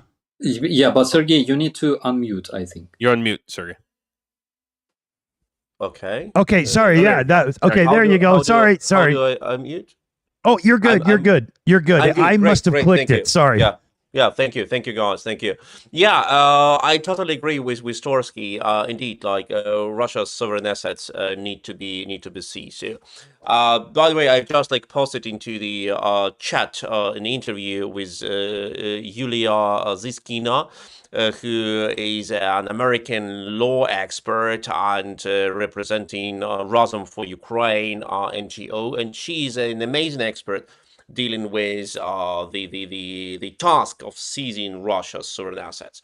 And I've done this interview with her just a week ago. So I still remember what she told me, and I can like just summarize it. So practically, we have like different types of property, which can be first frozen and then being seized. So which is different things. Like you can freeze the property, but you don't seize it. So the good thing is that about slightly less than 400 billion US dollars of Russia's sovereign assets in form of cash, bonds, and other like debts has been frozen worldwide. So this is cash. This can be used anytime. These assets have not been seized yet, because there is an opinion that you may not seize foreign sovereign property because the countries are sort of immune of prosecution.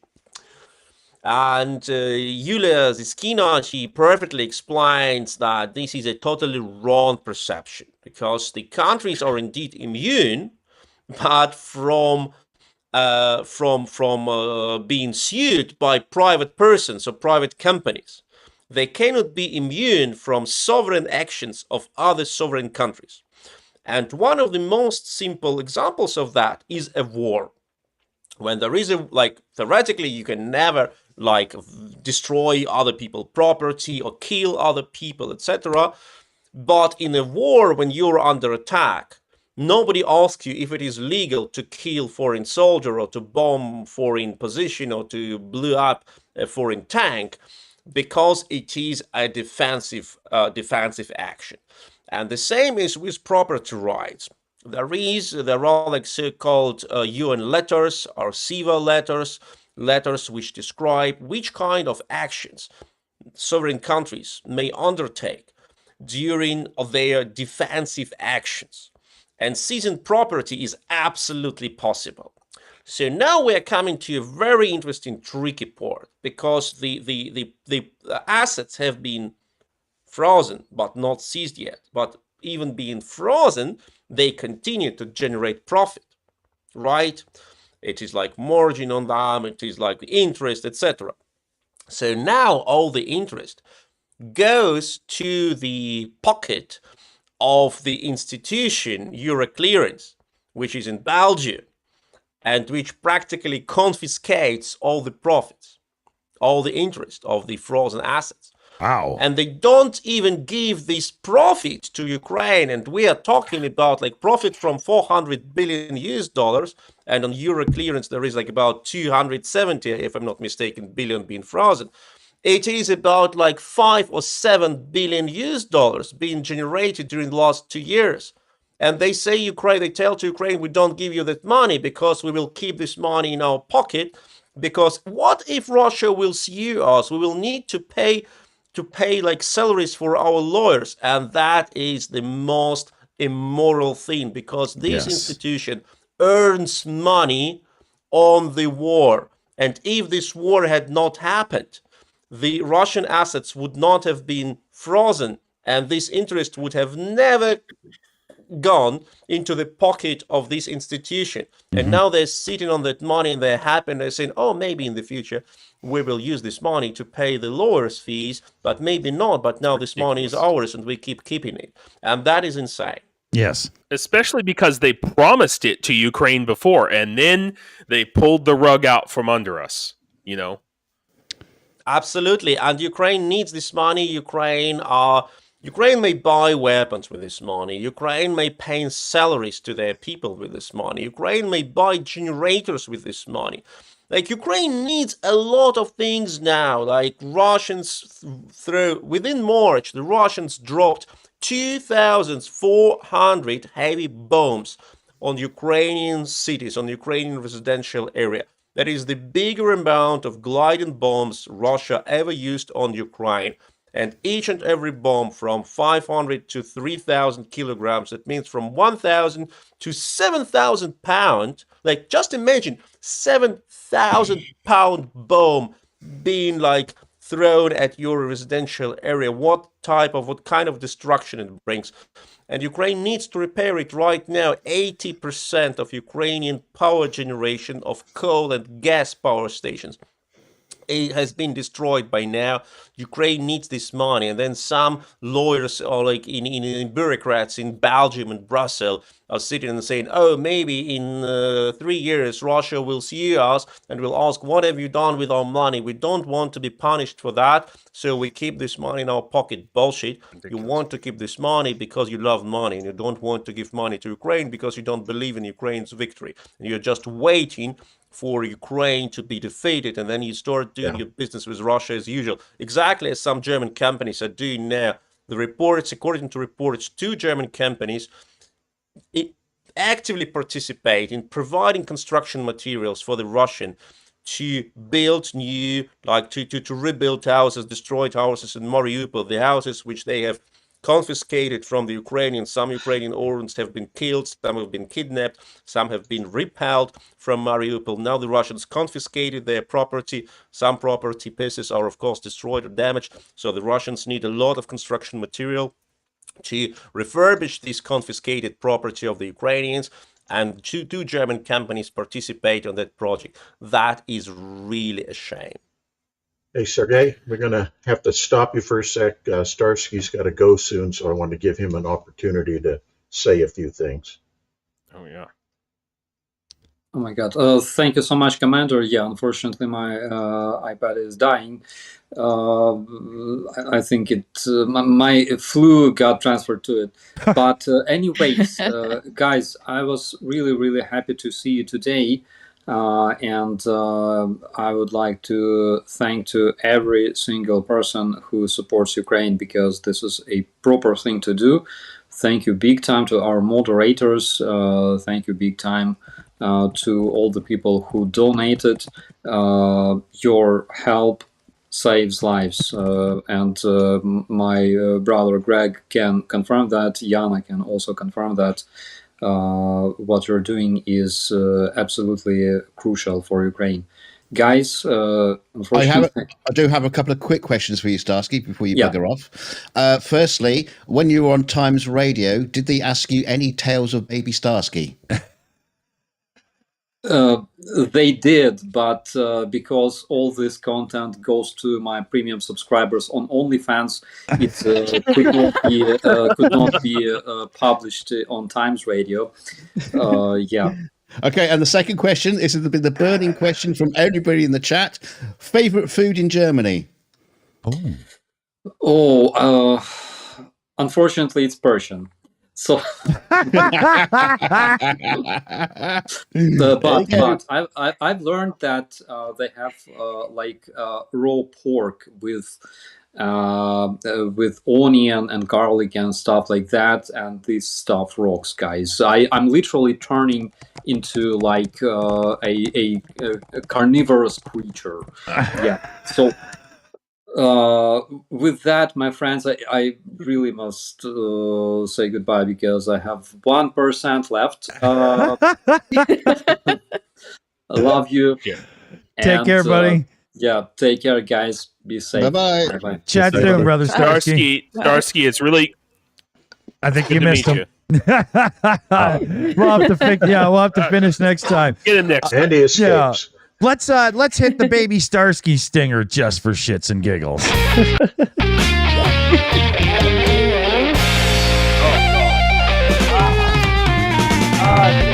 can't see it. Comes with sound effects too. Oh my word! Like Every time I've seen it, someone laughed over it, so I couldn't hear the sound effects. Hey, Dick, you're going to have to send that to Times Radio. So next time they get him on into an interview, they can just throw that at him. Yeah, I will for sure. I'll send them the Shark Week one as well, so they can really have fun with them. every time there's someone new on a stream, just seeing their reaction to the baby Starsky is my metric. It's a love it or hate it thing. It's funny. Exactly. Yeah. So what do we got here? We're coming up. Well, okay, we're live an hour and 35 minutes. So, we still got a bit of time we can cruise through here and whatnot. Did anybody want to weigh in on the frozen or the assets going to Ukraine thing before we move on that one? Yeah. Two things. First of all, somebody in the chat asked about what about the yachts? What's going on with all the yachts? That's thing one. I have some ideas about that myself. But the second thing is we need to really push for Russia to be declared a state sponsor of terror. Okay. Yes. They're snuggling up to the Taliban and Iran and North Korea. And there are laws, at least in the United States, and correct me if I'm wrong, and I think in many other countries as well, that once a country has been declared a state sponsor of terror like that, their assets become much more vulnerable. If I'm wrong, correct me, but that's what I understand. That sounds about right. Yeah. Yeah, and then in that case, I mean, I don't know what kind of assets that entails, but that's something that we really need to be pushing for and really need to be talking about. Go ahead. I was going to say, I agree with you in an ideal world, because I 100% agree that Russia is a terrorist state and that, everything that they're doing is horrible. There need to be the harshest sanctions possible. Make sure, just stranglehold on the economy that's fueling this horrific war. When it comes to being designated a state sponsor of terror, similar to Iran or to other nations that have, the Taliban in Afghanistan as a terrorist organization. The big difference, unfortunately, is this.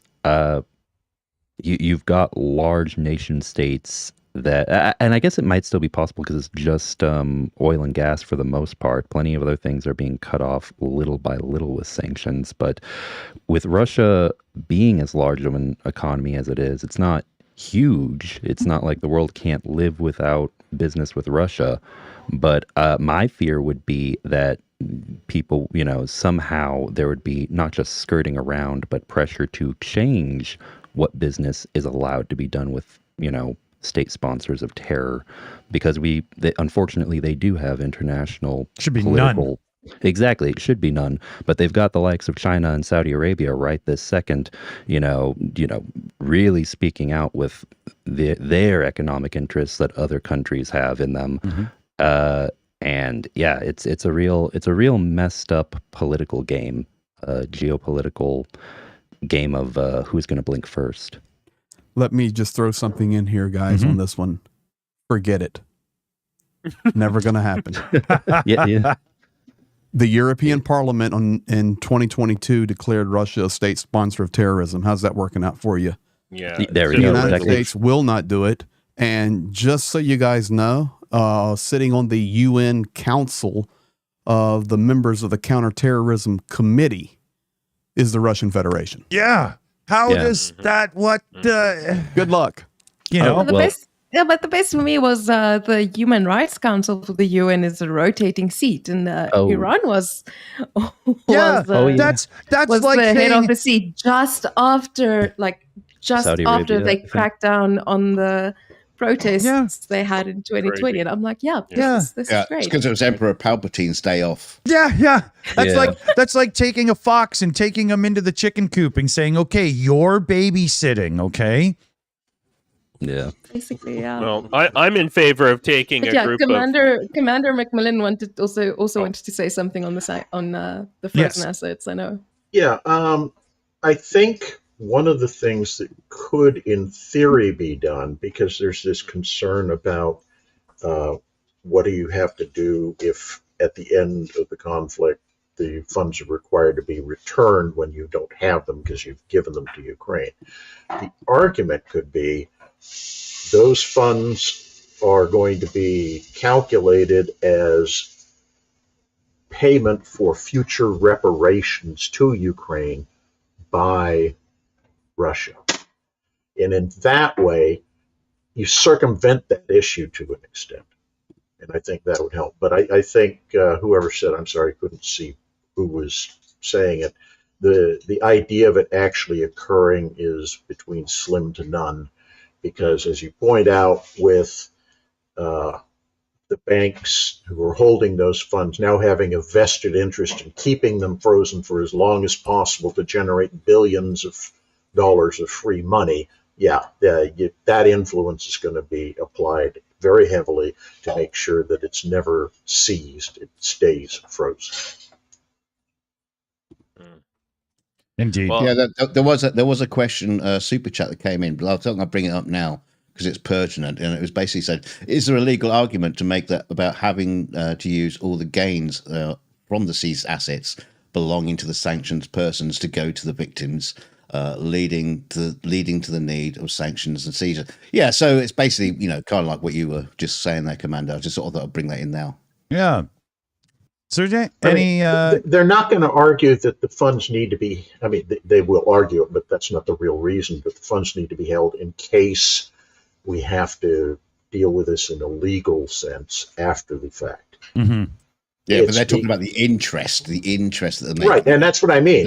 They don't care about that so much as they care about this is free money, because even if they have to give that money back in the future, as it's accumulating, they're able to siphon off money for, fees for handling and safeguarding and everything else, regulatory fees, that the banks can then apply to their own finances and their own. They're going to make it disappear, so there won't be. Yeah, it's financial wizardry is what it all is. BS. The basic idea of separating the interest from the body of the capital is already pretty weird, because you either may freeze or seize the body, or you may not. And the interest is, when it is being generated, turns to be a part of the body. Yeah. You cannot just say, okay, you own your money, but you cannot own the profit. It is ridiculous. Yeah. So I think a place you could look at as an example is what they did with narcotic smuggling. Anytime the police or drug enforcement agencies or whatever seize drugs, they can seize assets belonging to those people and then sell it for their own purposes, because the law has been drafted to make that possible. What you need to do is build the political will to write legislation into effect that says a terrorist group, or if you want to do a country that declares an unsanctioned war or whatever, that can be applied as well. But they're never going to do it. Absolutely. The laws are being created by the legislative bodies. And if they say we don't have a law for that, then do your job, create a law. We have the legal basics for that, the understanding that the destruction which you caused to another country must be repaid. That is an absolutely legal understanding of the situation. You also have the receiver letters of the UN, which say that you may undertake steps which are not legal in a normal situation, but are legal when you fight back the aggression. So just create the legislation if you believe that there is no one, because this legislation will be in harmony with the international law. And Ukraine needs this money. Of course, I absolutely agree with you. This money could later be counted as a part of reparations paid by Russia. Under the most conservative estimations, this war has already cost over 170 billion euro of direct damage for Ukrainian economy. This is only direct destructions, like destroyed bridges, destroyed houses, destroyed property, destroyed factories, etc. And these calculations have been done last summer. So now calculate all the power plants, etc. It doesn't calculate indirect costs. It doesn't calculate death of people, IDPs costs, etc., etc., or environmental costs. So believe me, if we count every single damage Russia has caused to Ukraine, including dead animals, including poisoned waters, including damage like environmental damage of all, can you imagine how much toxic chemicals go into the soil when you destroy one Russian tank?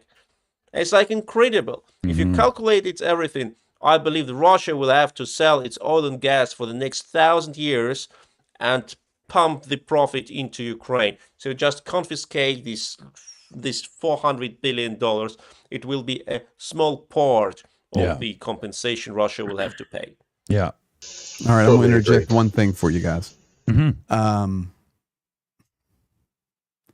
You guys ever heard of Abkhazia? Very much so, yes. Okay. I'm going to do a piece on that probably next week. About this is all wonderful, and I completely agree with all of you, but I'm sorry, unless Russia is defeated on the battlefield, none of this will ever happen. Yeah. And what you are seeing in Ukraine right now, they don't care about the soil. They don't care about the destroyed buildings. All they care about is destruction. And it will never be rebuilt if Russia wins the war. It will just go to wasteland, and it will grow up. Forest will grow up. It will turn into a landscape of nightmare. Yeah. It's wonderful to sit here and speak about sanctions and frozen assets and all this, but listen to me closely. 30 years working in Russia, 30. If they're not destroyed, forget it. This is nobody's remediated the soil around the Aral Sea, so that's all you need to know. This is not Georgia. This is not Chechnya. Yeah. This is the war against the West, where Ukraine is caught in the crosshairs, and Ukraine is set up right now as sacrificial lambs. And unfortunately, the rest of the world is not catching up to that and the truth of that. And the only way to defeat this, you will not sanction them and beat them. You will not find them and beat them. You will not sell oligarchs yachts and beat them. You will not slap them on the wrist and beat them. They will have to be destroyed. Yeah. That is it. You heard it here. Absolutely. Yeah, let's bomb Russia. Okay, so I completely agree with you there, Greg, and I will add on to it. First of all, thank you for pointing out the fact that everyone is kind of focused on the sanctions on ways to do this that don't involve giving Ukraine everything that it needs to win the war. And when I say that, I mean some politicians across various different countries. The big thing is this: defeating and destroying your enemy. Does it look like the fall of the Third Reich with a complete and total military takeover, defeat? Or does it look like the Soviet Union, where your Cold War information warfare, espionage, you've actually found the way to make the system eventually nudge it in a position to where it collapses?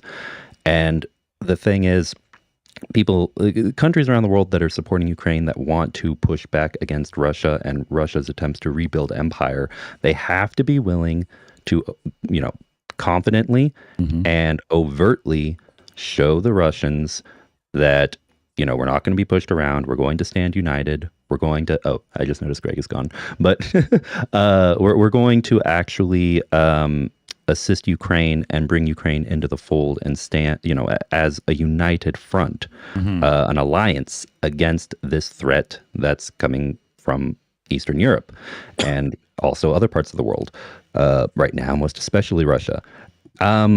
If they don't do that and also crack the code, the complicated code, it is complicated, of how to balkanize Russia, the way that Yugoslavia balkanized, literally it's in the name of the region, the way that the Soviet Union balkanized, the way that all of these large advanced economies that strive to be superpowers are basically, trying to mess with each other's systems. If you don't crack that code, then this is going to keep going for generations. We've seen it. It's just, unfortunately, the reality of how power seems to flow in that part of the world that is known as Russia. See, the fear I have is, let's assume you do get some sort of collapse of the Soviet Union scenario without actually having to invade or whatever. I don't think the stage is set where you're going to get an appreciable change of the system. You're just going to change the faces of the people who are on stage.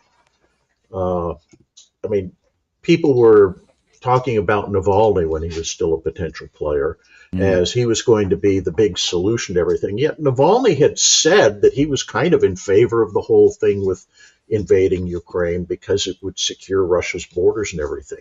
The mindset of the people who are at the top of the Russian pyramid is the fundamental issue. And it goes back into Tsarist times where it's all, we're the boyars. We get to decide what goes on, and nobody else has any say in the process. Yeah. Well, and let me say this, that change of mindset, well, first of all, it is a long term, it takes a while. It takes generations, it takes decades for that mindset to occur sometimes. It can vary from scenario to scenario, country to country, but here's a good example of why I say the Balkanization and really cracking the code of how to make that speed up that result when it comes to the Russian Federation is so important. Okay, there are many nations, ex-Soviet nations, that have very different political systems from one another. I mean, look at Ukraine versus Kazakhstan versus Tajikistan. They're extremely different. Okay, and the geography is different. Some are more in Europe, some are more in Asia, but all of these countries evolved politically and socially after that stranglehold, that central authoritarian stranglehold was released from them. Some of them became more liberal and democratic. Some of them basically just replaced the Soviet dictatorship with their own local dictatorship. Some of them introduced more Islamist laws. Some of them clung to old, legal frameworks that were inherited from the Soviets, all across the board. But my point is that if that could somehow happen again, you are going to see countries, just like how Ukraine has become a bit closer with the West, you have portions of Russia that could change. But that can never happen while central power remains in the hands of the Kremlin. 100%. Yeah. Oh, I did a little research. It turns out that the word dictator, it's actually a compound word, dick and tater, and its original pronunciation was cock potato. So, and it is actually Dick's full name. Yeah, that's right. That's right. Yeah. Mother, please get off the stream. Dick's getting ready to get foul. Mother, turn the YouTube off, please. That is that stimulating wit that I am subscribed for. Okay, let me jump in here quick with a couple of shout outs. And first shout out is Rick the Ukrainian and the fellow baby, or the rollers, sorry. They got the auction going here for the flag signed by Roman, the crazy sniper himself there. And right now in our chat, Silver Earth there, current bid's 1,100. So, this is that's the crazy sniper himself. So, get on there. The link is going in the things right now. Yeah, see, everybody on the channel beat me to it. I tried to be the one to do it, but yeah, everybody beat me. So big shout out to Rick. He couldn't be here today because he's burning the candle at both ends, and the poor guy just needed a little bit of bedtime. So happy thoughts to Rick. Remember, get over and check out his auctions. Sorry, I want to add something about that auction real fast. just want to say two things. One, there's the flag. That's going to be the big auction item. There's also a few other things. If you're a fan of artwork, there are a few paintings, beautiful paintings on there as well that are being auctioned as well, made by a member of the Rollers community. Wow, that one's really cool. Yeah. And they all have descriptions about their meaning and inspiration. They're all inspired, of course, by the events happening in Ukraine. And finally, that flag at the top signed by Roman. Roman is both a wounded veteran, good friend of Rick and several other Ukrainian YouTubers I know, and he served as a sniper with the 3rd Separate Assault Brigade, who were instrumental in helping other soldiers survive in the evacuation from Avdiivka, and have done many other very important special forces operations. So, Dickie Dawson. Go check it out, everyone. Yeah, and now let me tag on with Trident, Secular Sakai, doing my first raffle, and I will be learning tomorrow how to raffle with the master, Rick the Ukrainian. So I have brought back a number of signed battle flags from the Zero line that were actually signed in the trenches, and this one is actually done, and the soldier drew Shevchenko on there, very famous Ukrainian. This is signed by Fish, right from the Zero line in the bunker. And I actually have about 50 of these, plus some other incredible flags. For example, this flag here, I have, it's an EU flag. I have some national flags. EU flag, signed right from the Zero line in the that's bunker. Fantastic. Yeah. And now this one's not, but I mean, it will be in the future, but the Ukrainian flag here will be raffled for the first time tomorrow. So $10 raffle tickets on Rick. I'm going to learn how to raffle, and then maybe once a week on my streams, I'm going to raffle a flag a week or something of that nature. Awesome. And do it with a $10 raffle ticket and have some, I don't know. I got to learn how to do all this stuff. I'm not that high tech of a redneck. Yeah, but you've got the master in your pocket to show you how, right? You know, Dickie Dawson. But you know, listen. Let's be honest. You know, if we want to mess with Dickie Dawson a little bit, we can put the hammer on Dickie. Oh yeah, and have fun with him. Please do. You know, and I've got one that makes me sound just like you. Right now. So yeah, I have buttons too. But that reminds me of when Pete tested out the helium. Yeah. Yes. You know, it's not really a good thing. You guys need to go back and watch that stream. Pete and I were there, really close to the front, and we're. This is so funny. In fact, I probably need to cut that out and play that Monday night on our live stream with Pete. This is what we did. We're giving him all the gifts and all this stuff, and doing all this stuff, and then we had this big bottle, a cylinder of helium that nobody else could find, but we found, and. Actually, we were talking to the fireman, to Vova, on helping us locate the location. Okay, all of these things, all these guys we know. And this was the funniest thing. Pete goes, well, let's test it and see if it works live on the stream. He goes, don't worry, this is safe. I'm a medic. You know, it was so stinking funny. I said, okay, dude, that's ridiculous. And he says, don't worry about it. I'm a medic. But we'll see. It's going to be good. Like, so yep, tomorrow in the second half of Rick's stream, I'll be there with the raffle, $10. Learn how that works and the computer side of it and all that jazz. And then next week I'll do one on my own on one of my nightly streams, and I'll have the software all set up to do it and be a high tech redneck. But tomorrow is also my mother-in-law's 80th birthday, so I'll be going to lunch with her. Oh, wow. Yes. Unfortunately, she's still living, but, you know, we're working on it. I've done my best, you know. I said, come on, Meemaw. Come on, Meemaw. You know, I'm just messing. Have a wonderful mother-in-law, as we all do, right? We all have wonderful mother-in-laws, but... Yeah, I do. All suffer for our art. Hey, mine's way better than my ex-wife, so, I mean, it works great. Rick's stream tomorrow will probably be long, and it'll be very good. So you guys, there's all the commercials Rick's stream. It is going to be long. Yeah.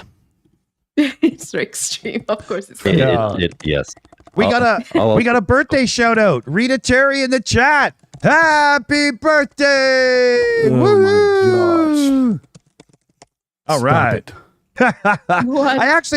I do have a couple of shout outs I'll do quick, and then we'll get to like a bit of our closeouts and whatnot here. I don't want to miss any of the shout outs though. So Appa Talks threw in a super chat. Great stream. What are the Rick Rollers? Rollers represent. We got a $75 direct donation in from YOLO Swaggins. Putin must die. Slava Ukraini. Awesome. We've got another one here from CF in the chat. To Ukraine, Slava Ukraini from CF, and it's $50. We got Salt of the Red Earth come in with a super chat here. To Serge, we did the question there. Right. Dunk read it out already. So thank you for that, Salt of the Earth. I think Salt of the Earth is like rampaging through the super chat section of our stream today. We got Yvonne Way, Queen of the Super Sticker, in with another one. And let me just flip over to see what it was. It's the little fox dude with a heart. So here, pretend I'm a fox. Is it working? Is it working? I don't know. What does the fox say? Put me in the chicken coop because I'm hungry, baby. and we got Leathercat. Leathercat is the artist that's doing the paintings over on Rick's auctions there. And so Leathercat's got talent and all. Super chat here. You realize that Moscovia holds the Soviet seat in the UN illegally. The Soviet Union no longer exists, period. And they never signed the UN Charter. There's something to talk about right there. That's true, and that is the tricky part. So the UN Charter, if I may intervene here, any country can join the UN either as a founding nation or as a new member, and Russia was not among the founding nations. The Soviet Union was, by the way, Ukraine was, and Belarus was. So Ukraine was a founding nation of the UN from the very beginning. So the Soviet Union ceased to exist in December, on 31st December of 1991. And there was a decision of the Supreme Council of the Soviet Union, which stated, I quote, "The Soviet Union as a subject of international law has ceased to exist." There was no word there that it has transferred its legal status to Russia. And Russia has never stated in its founding documents that it takes the legal substance of the Soviet Union and form it in a new way. So Russia was a new state, exactly as states like Kazakhstan, Georgia back then, and etc. And every single country of them, except of Russia, and of course except of Ukraine and Belarus, because they were founding members of the UN, but every single nation of the Soviet Union, except of Russia, brought their documents to the UN and asked to be accepted as UN members and signed the UN Charter and were accepted by the decision of General Assembly. Yeah, so Russia did not. On the next day, as the Soviet Union ceased to exist, the Soviet representative at the UN, like there are no ambassadors at the UN, there are representatives at the UN. The Soviet representative at the UN just came into the room, took the seat which he used to have, like as former representative of the Soviet Union, but now he was representative of Russia, and without any explanation, he just continued to fulfill his duties as a representative at the UN Security Council, but not as a representative of the Soviet Union anymore, but as one of Russia. And no one protested. Yeah. There is no single decision that Russia was accepted by the UN, that Russia inherited the seat of the Soviet Union, no single document And there is an official answer by the U.S. authorities, because the U.S. authorities, they keep the documents of the UN as the guardian of these documents, because the UN is being seated in the U.S. and the U.S. authorities keep their documents safe. And the answer, no, there is no single document which explains what the hell Russia is doing in the UN, not speaking about the UN Security Council. So yes, it's absolutely illegal. Mm-hmm. Great explanation, man. Great explanation. That's awesome. Would you, just to stay with you there, Serge, for a second, would you say that the reaction from other countries not standing up and saying, wait a minute now, was that a little bit of fear? I think it was a prejudice, mostly, because, like in many countries, the Soviet Union was Russia.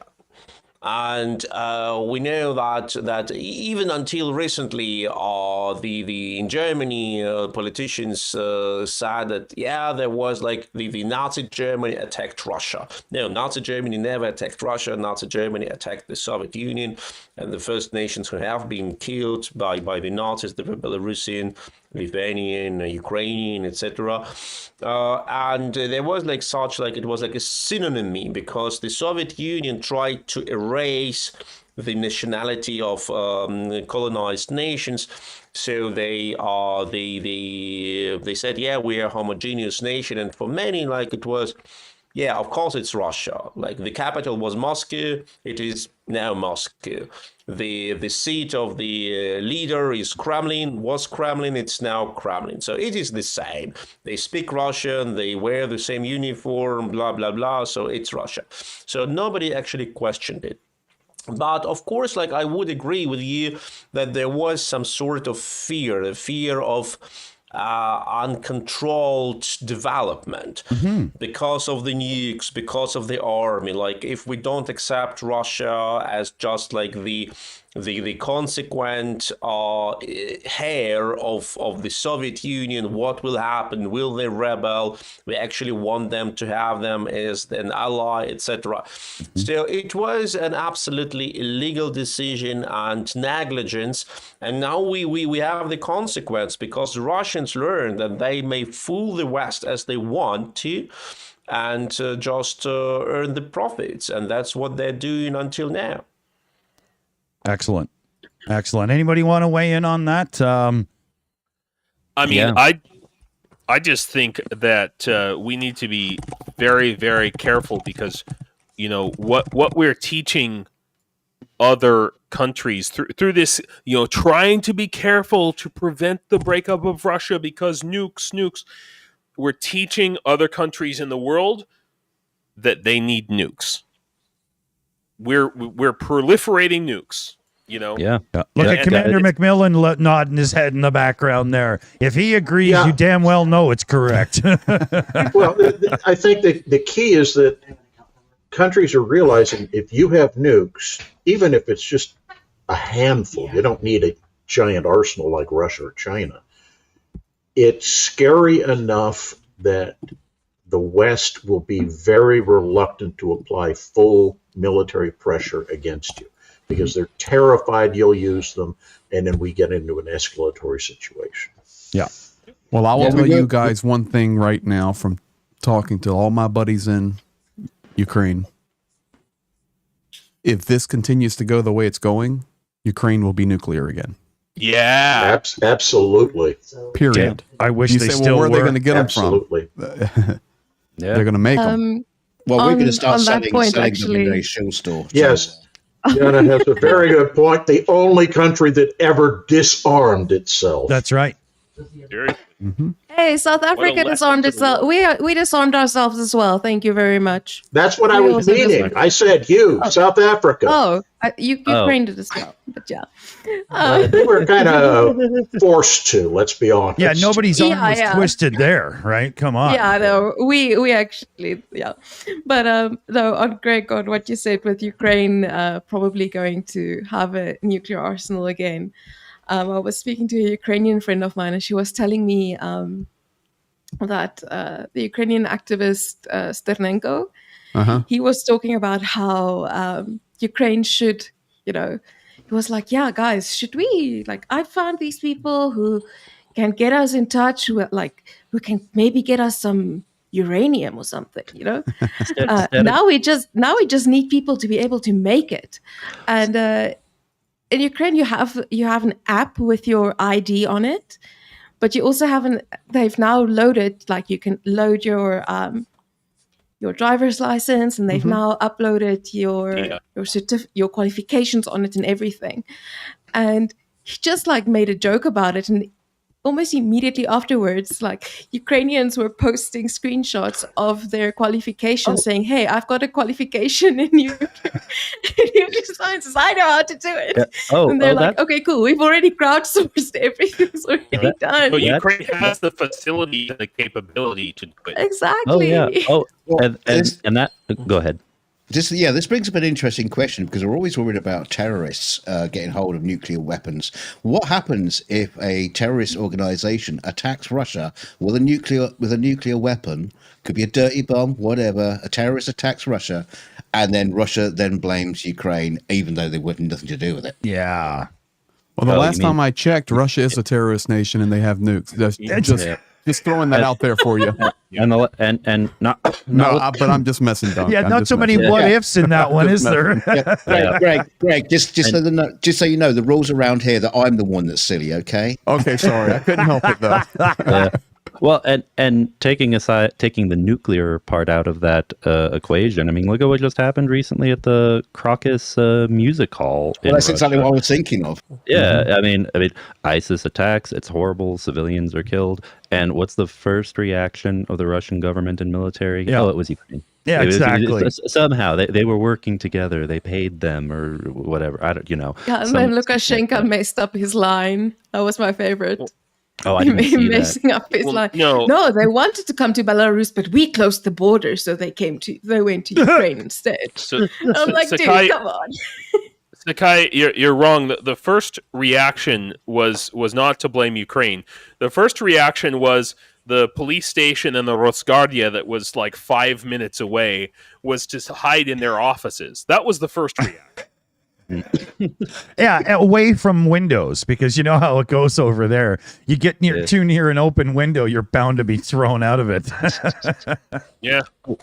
And really fast, going back to what Jana was saying with Starenenko and all of the reaction, that doesn't surprise me in the slightest. I've mentioned this before. There are a lot of Ukrainian language social media, just YouTube channels alone. A lot of people really don't realize this, that there are more Ukrainian language channels, I think, with higher follower and subscriber counts than English language news channels about what's happening in Ukraine.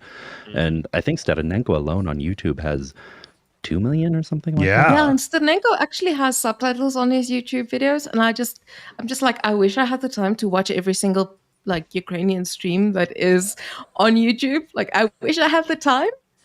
Yeah. But so his stuff actually has subtitles as well. Yeah, he's interesting. I have his views are very interesting to hear. Yeah. Mm-hmm. So let's see here. We're 2:13. Sorry, 2 hours. We interrupted you with your shout out. Sorry. I actually have a couple to finish wrapping up on here. Where am I? Oh, yeah. So CF Beauty, you guys are all talking to her in the live chat there on the Shills account. She runs the teams around here. She threw in a super chat. It's for you, Greg. Greg, I thought you said your mom's birthday. Happy birthday to your mother-in-law and your mom when it comes up. I saw that look on your face. Thank you so much. It is my mother-in-law's birthday tomorrow, and my mother's birthday will be coming in a couple months. So thank you. Awesome. We'll have to make sure we get a good shout and mention in for Mommy Day. And we'll bring Mother on as a guest for her birthday. That would be amazing. I promise to be good. I will. I promise. Just for you, Mommy. Just for you. And we had Nelly Cat come in with a direct donation there as well. 4,000 Hungarian forints. I just think that's the coolest name for money. I love that one. I'll be honest, that makes me extremely happy. Anytime I've had a few Hungarians make donations on other streams I've been on, and it always makes me very happy. Yeah. Because we need more Hungarians to stop being apolitical and That's right. actually speak out against a lot of things happening. Yeah, and there's big demonstrations going on there. Don't forget that today in Budapest, in Hungary, thousands, dozens of thousands, if not 100,000 people protested against Orban. And I think it is the largest protest against Orban we have seen, like mass protests in several weeks, if not months. But today's is the biggest one. Oh wait, I've been so sucked into other things related to Ukraine and other. Man, I'm out of the loop. There's a protest happening right now. Today? Really? Yes. Today there was a huge protest in Budapest, and they were shouting like, "Get away! We don't want you." There are accusations, from my perspective, very correct, that he's a Russia's puppet. Yep. And people are not quite happy with what is going in Hungary. And it looks like Orban is losing his grip, because until now he managed to balance between his foreign policy, internal policy. He managed to keep things under control and mobilize his core electorate, but it looks like it's like Machiavelli wrote in his The Prince, instruction for a dictator. You can be successful all the time, but one day you will not be lucky anymore, and you will suddenly recognize that people who praised you don't like you anymore, and then there is nothing you can do. And that is actually the quintessence of The Prince, that you will ride this horse for a certain time, maybe for a longer time, but you will never be able to ride this horse forever. And you cannot predict when this not anymore moment will come. And let's hope that for Orban, this not anymore moment has just arrived. Agreed. And here's another here's the big thing with Hungary. Because they they even take pride in calling themselves, quote, an illiberal democracy, whatever that's supposed to mean, or at least what Orban and his party do. But the opposition there, the way things are right now, may not be able to win elections, but there is support, and there is support from young people especially those who have moved away from Hungary and aren't voting because they need jobs, but go to other European countries for better economies.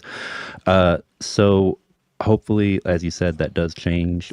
Fidesz has been in power for far too long, and between Hungary and Turkey, we need to see less of these spoilers in the EU and NATO, and I hope we don't see that develop in places like Slovakia and a few other countries. Well said. Okay, Dick, I got to wave bye-bye. Okay. All right. You take care. Yeah, you take care there. Commander. Yeah, take care, Commander Million. My friend. Yeah. No botching you. All right. We'll see you next week, buddy. Toodles. All right. So let me see here. Where am I? Sorry, everybody. 1 second here. Yeah, there we go. Okay, so yeah, we've got to get ourselves into wrap-up mode pretty much here, right? So why don't we start with let's start with Jana. No, don't start anywhere yet. You got a few super chats to finish up. But I'll do them on my turn as we go. All right, then do it your way. Yeah, so thanks for being here, guys, and continue to support Ukraine. And yeah, good show. Yep. Good. Yeah. I mean, honestly, that's all I want to say to people, especially those who aren't. Just support Ukraine, please. Just why support? Yeah, I mean, it's crazy. I mean, the Shahi drone factory that was struck by Ukraine, just after it was hit, all of a sudden that institution is just like popping up on my Twitter feed with like this woman from Nigeria or Kenya, and she's like, I'm a person in color, not off color, in color. And I'm working at this factory. And I'm like, okay, first of all, no one from Africa uses the term I'm a person of color. We don't say that. Okay. But she's here and she's like working there, and Ukraine attacked our residence. And I'm like, no, you're working at a bomb factory, chick. And then we did some research into it, and I found out that this place only employs women from Africa. And we did some further digging and found out there are actually South Africans working there. And we're like, what the hell? Come on, guys. Get your together. What is with this? So now I'm like super pissed at these people from my country I don't even know. And I'm like, are you aware that you're making freaking drones? And like, it's not like this institution can lie and say that, oh no, they're just working on engineering projects. Because on their freaking like promo material, these women are standing there with the wings of the damn Shahi drones. Like, pretty hard to deny it then. Yeah. What is this for? No, it's a model airplane. Well, like, hopefully they're not very good. Yeah. So I've got I know quite a few people from India, and okay, I'll be honest, a lot of them are pretty neutral. It's wrapped. You got to be quick. Okay, sorry. Anyway, so same thing with India. I have some friends who are very pissed off about people who have either chosen or been tricked into fighting for Russia, and it's the whole BRICS. Stay away from Russia. Anyone who's in BRICS. Seriously. Yeah, that is exactly the problem, that Russia is like they just ignore any law. Moreover, they are happy when they manage to violate a law and get unpunished. They find that it is like a sort of valor, a sort of bravery to destroy every single fundamental pillar of international peaceful cooperation. So what they do, they started a global campaign of tricking people into Russia from all countries in the world, from Brazil and Nepal, from India and South Africa. They just invite them, like as with I don't know, like student visa, etc. Then a police officer come to them and say, okay, you have already invested your money, you paid for travel ticket, you paid like tuition fee, and now we will deport you back home, and you will explain to your family why you have been deported and you've lost all the savings. Or you have a solution, you can go for army like for 6 months, and then you will not fight, you will stay somewhere behind the front lines, and then the person finds himself on the front. So of course, on every single step, this person should have made a research. What is Russia? What are they doing? If they really are so friendly towards the foreigners, because Russia is one of the most racist countries in the world. They have neo-Nazi groups who are literally hunting foreigners and hunting even Russian citizens with the wrong like color of skin or face or etc. And it is well known. If you Google neo-Nazis Russia, you will see a lot of information of that. Of course, they didn't care. Of course they came. Then they didn't care that they go to the war. They didn't care that they will help to kill Ukrainians.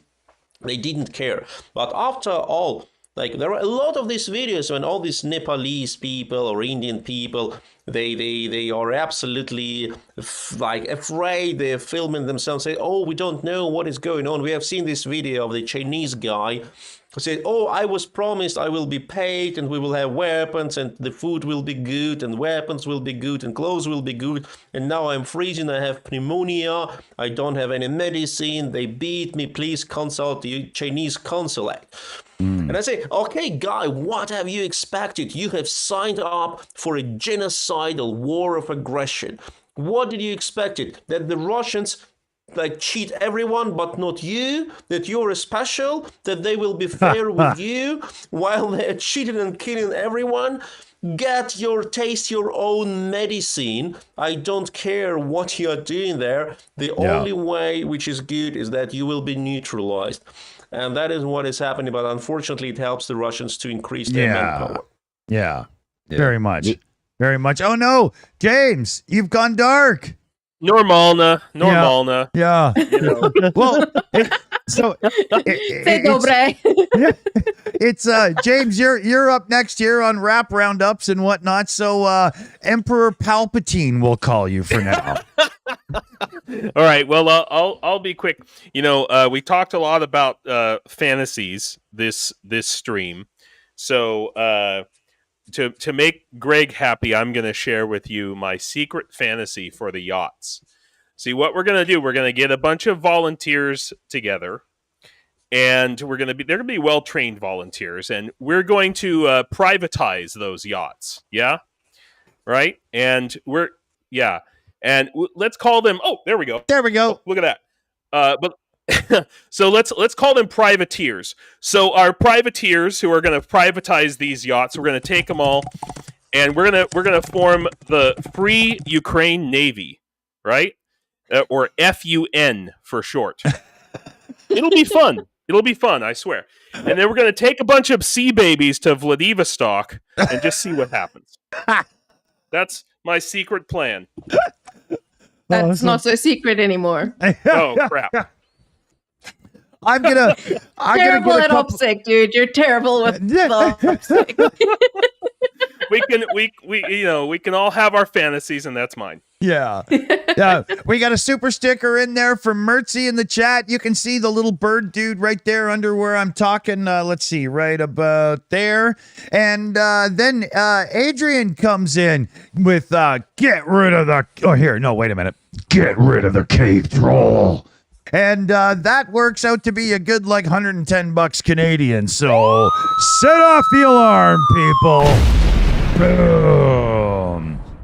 I always want to remind you, you got to get at your local, regional, and national governments. You've got to make sure your voice is heard, that your government knows that if they want your vote, you demand support for Ukraine. As much as we all do together, and Greg's going to give us a quick update when coming up in a second here. People in the live chat are demanding an update. But the government, when they actually put their weight behind it, can do so much. So bug them, snail mail, email, stand naked on a corner with a sign, I mean, whatever you have to do, get it done.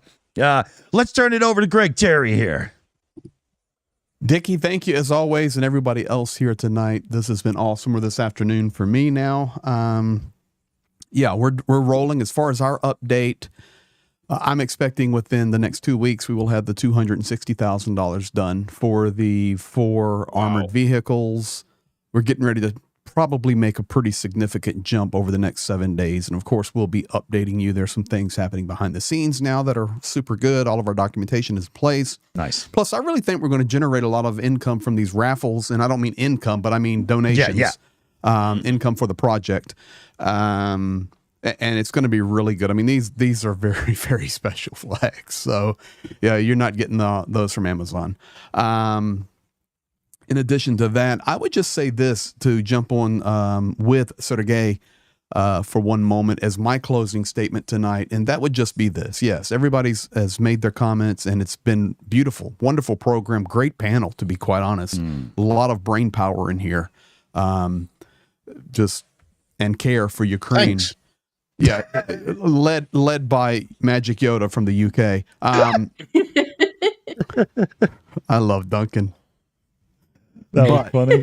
I would just say this, because it is interesting for me. I want to give you guys a little bit of deeper insight into the topic that kind of happened in our closeout, which was foreign nationals coming to serve for Russia under not really realizing what they had stuck their finger into, what pie they had jumped in, what swimming pool. Mm-hmm. I once again want to remind you, this did not start 2 years ago. This did not start in 2016. this did not start in 2014. Russia has been bringing students and workers for the last 30 years preparing for this. So many people come to Russian universities to be educated or for work. And this is not just something that happened over the last couple of years, guys. Yes, we see the stories now. The Tibetans are coming and, oh my God, I woke up on the front line. Yeah, what do you expect? Okay, but guys, don't fall for just that elementary level. This has been going for decades and decades in preparation for where we're at. So it's really good. You're in communities like this, and I'm so thankful tonight through this platform to have met Sergey, and I look forward to maybe connecting with you, brother. Especially, I know, I'm sure you have your Vladimir Zelensky mask on right now because you look just like him. But other than that, everything is, God, it's uncanny. Yeah.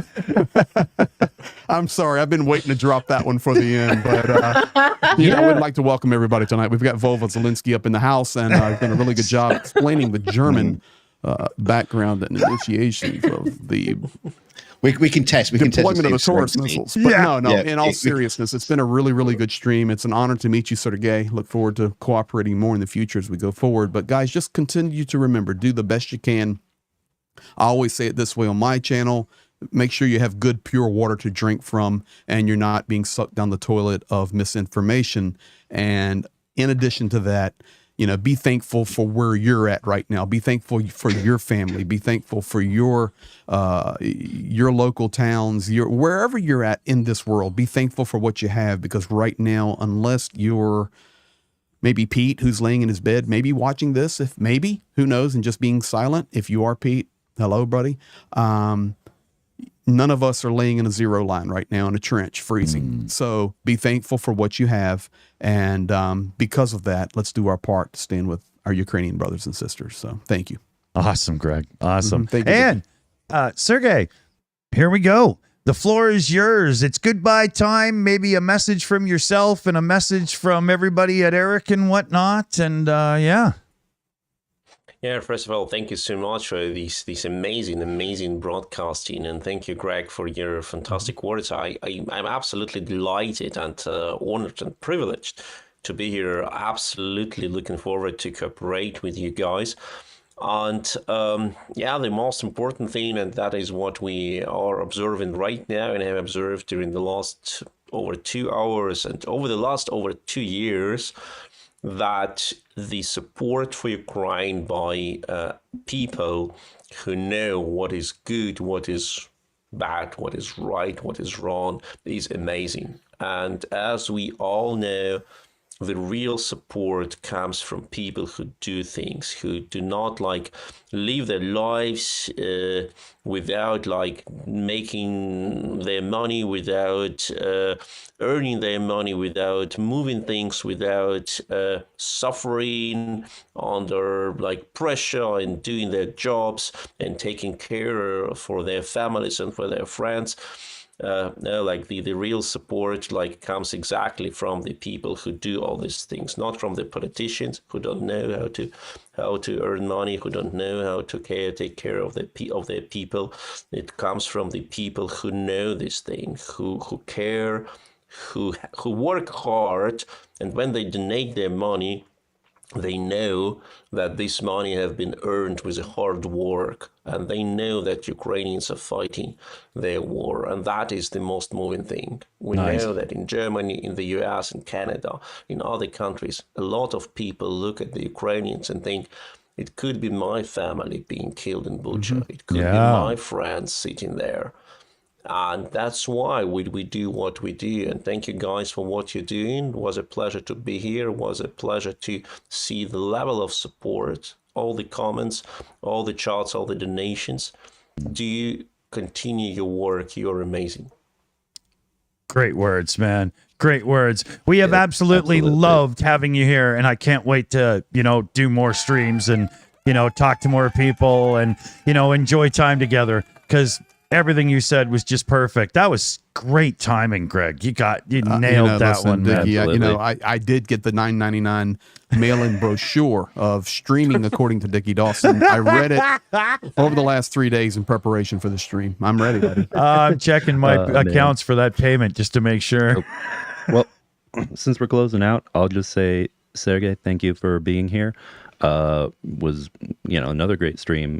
Really, but all the streams over here on the shows are pretty good, but this one was particularly engaging and interesting conversation. And I was checking out the channel for Eric a little earlier, and I saw you guys did an interview recently of Malcolm Nance, which is very impressive.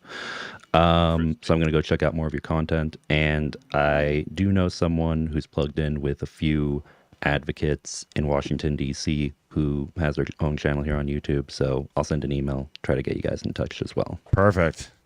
Dunk, what do you so think? Much. Thank you. Any last words there, Dunk? Yeah, sure. Of course, I've got something to say. Yeah, Sergey, nice to meet you. Lovely to meet you. I'm not going to mention any names, but I do know somebody on this panel who was seriously jealous of your studio setup when you were doing your stream with Starsky. I'm not going to mention any names, but he was very, very jealous. But as you always know, everybody loves I always have plans to help screw up the Kremlin and Russia and all that kind of. Now, it's my latest scheme. Oh God! You know when you get all that junk mail, through your door, and you just like throw it in the bin or just like send, return to sender and all that kind of stuff. Well, don't do that. Take your junk mail and put somebody in the chat, please, dox the address, the actual address of the Kremlin, and just say on your junk mail, just forward to ... somewhere Moscow, and then the Kremlin will just get covered in paperwork. That'll be our information warfare against Russia. Exactly. They'll have all these leaflets from Top's Pizza, and they won't know what to choose. Oh, that's funny. But apart from that, Slava Ukraini, everybody, and we'll see you next week. Awesome. Unfortunately, we will see you next week. Yeah. So remember, everybody, if you happen to have a gun in your pocket and you're in a dark alley and you see that evil Vladimir Putler walking past you, just take aim and get it over with. Come on. There's got to be an out-of-work sniper out there that maybe could just use, training, extra, work in the field to make sure they keep their chops up. Come on, do us a favor. Seriously. Yeah. So thanks for joining us, everybody. A reminder to Sergey and Secular Sakai there. Don't forget to be in YouTube Studio to hit end stream at the end when everything's done here. And keep your stick on the ice, fellow babies. We'll see you soon. Thanks for joining us. Chat. Bye. Stay chilly. Don't watching you.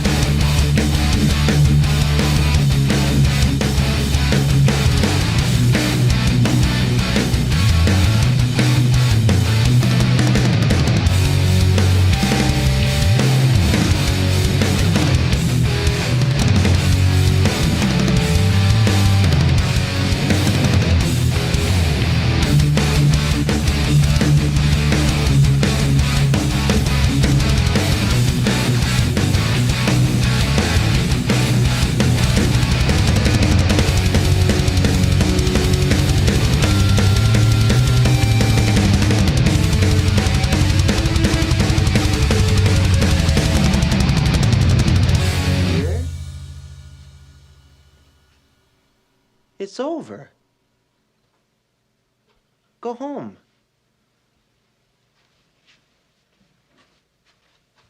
Go.